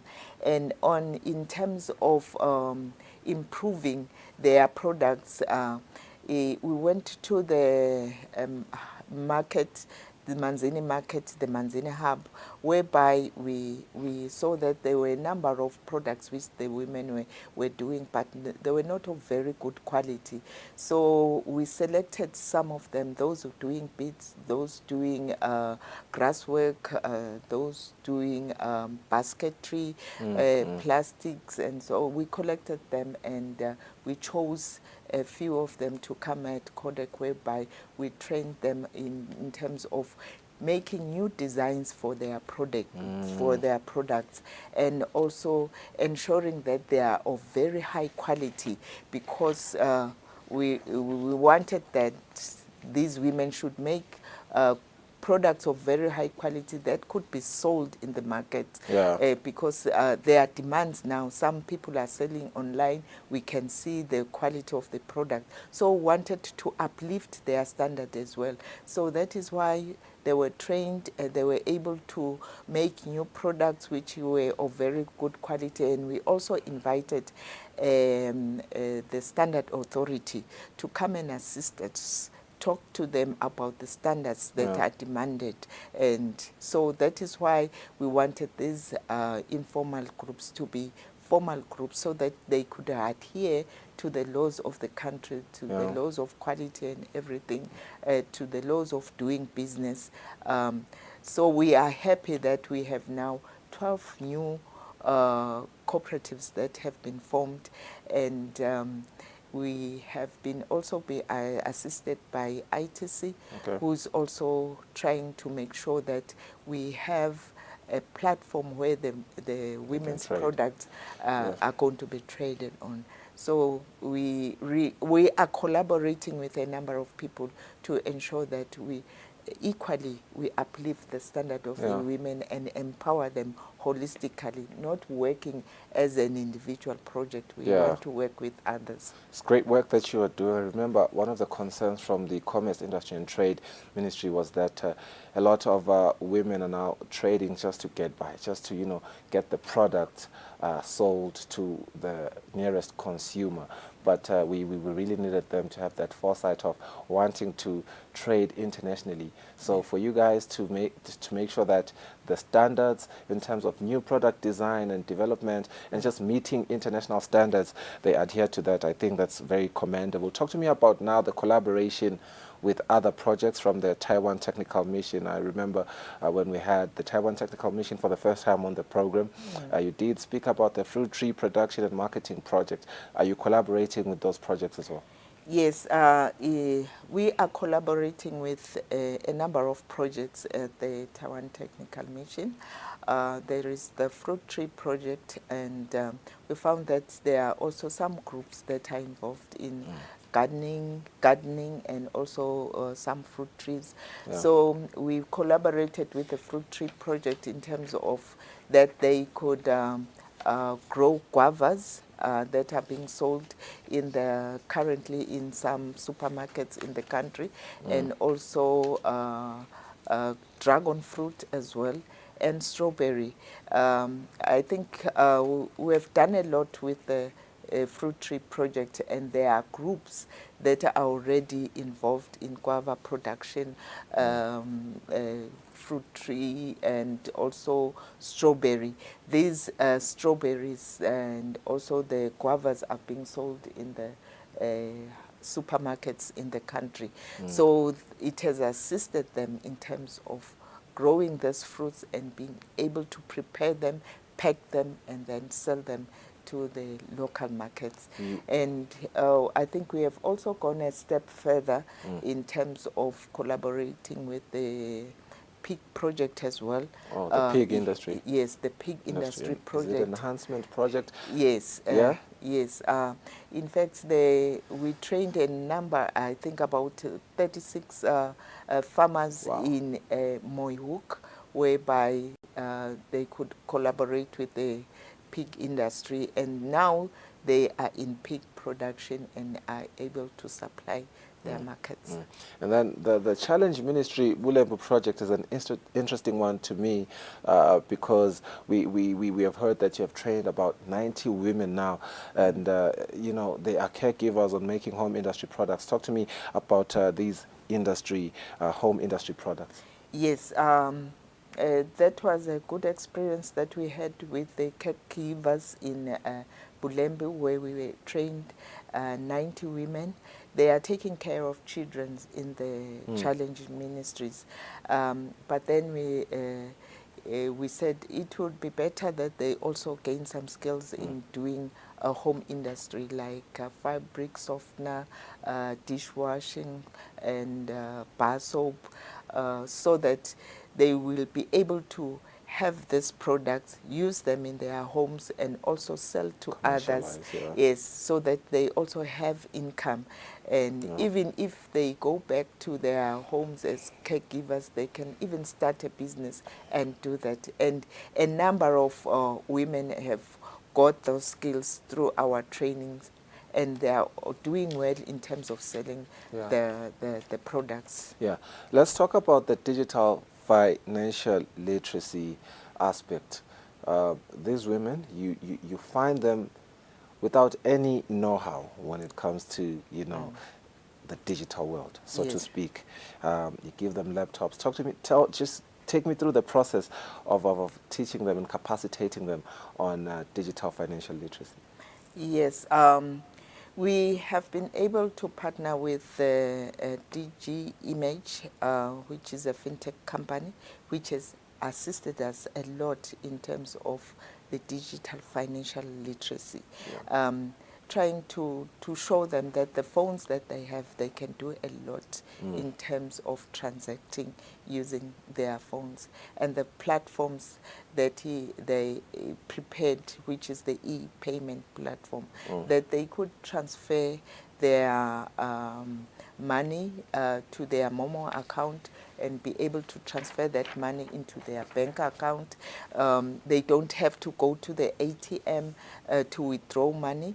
They can transfer money from their bank account into their Momo account and be able to pay. Everything is just integrated in there. And be able to pay anyone that they want to pay.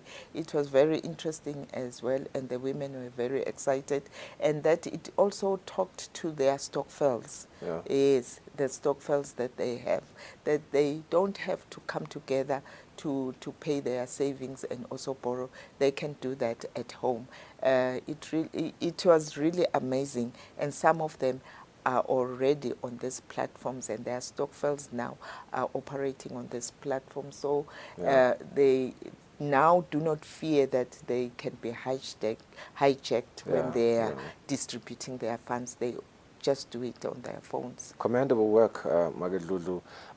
Maybe as the parting note, we saw the president of Taiwan, Tsai Ing-wen, coming into the country just a week ago, for strengthening bilateral relations with Eswatini.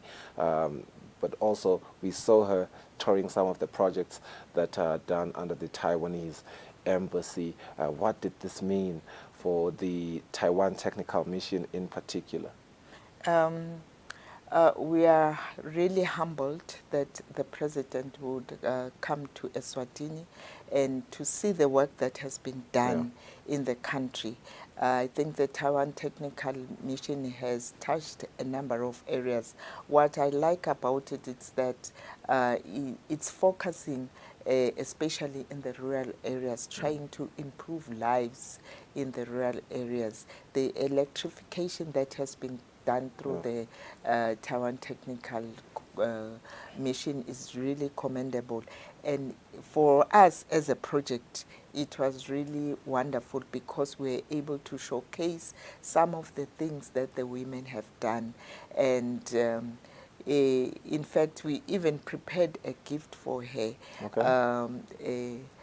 an iPhone package that we had for her, a cover that she could use. And designed by the women? Designed by the women from leather, by hand, sewn by hand, and also the grass bag, which was very beautiful. When it stood there, you were saying that that is not grass, but it is pure grass. So we're really excited, and the fact that she also answered the phase 2 of our project, that of microfinance, that agreement that was signed between Eswatini and Taiwan.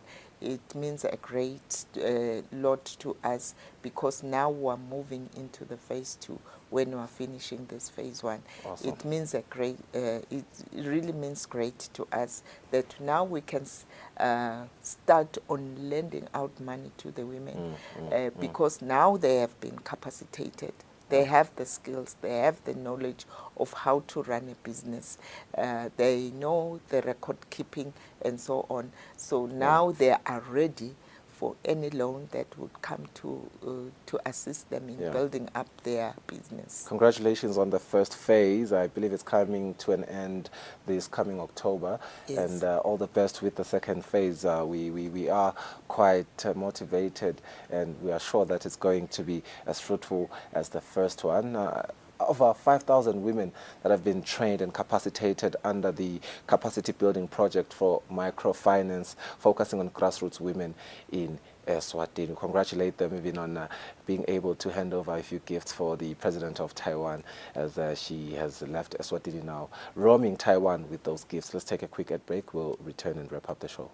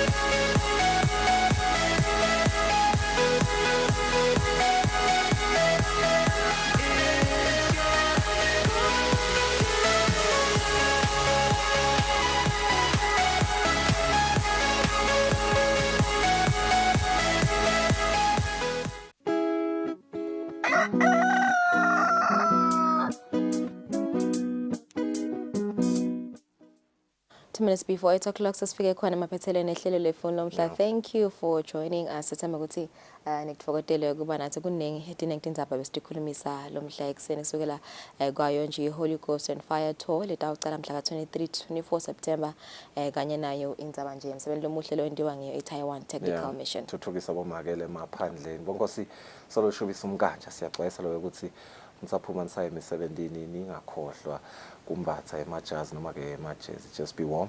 Labo labaqhuba imotolo abachubeke baqaphele imigwaqo solo imandi ikhona ke nale ichubekako neku constructor ababeketelele labo labalungisa yona imigwaqo yelive. Ngale kwaloko we've come to the end of the program. For myself and Lungelele, it's goodbye.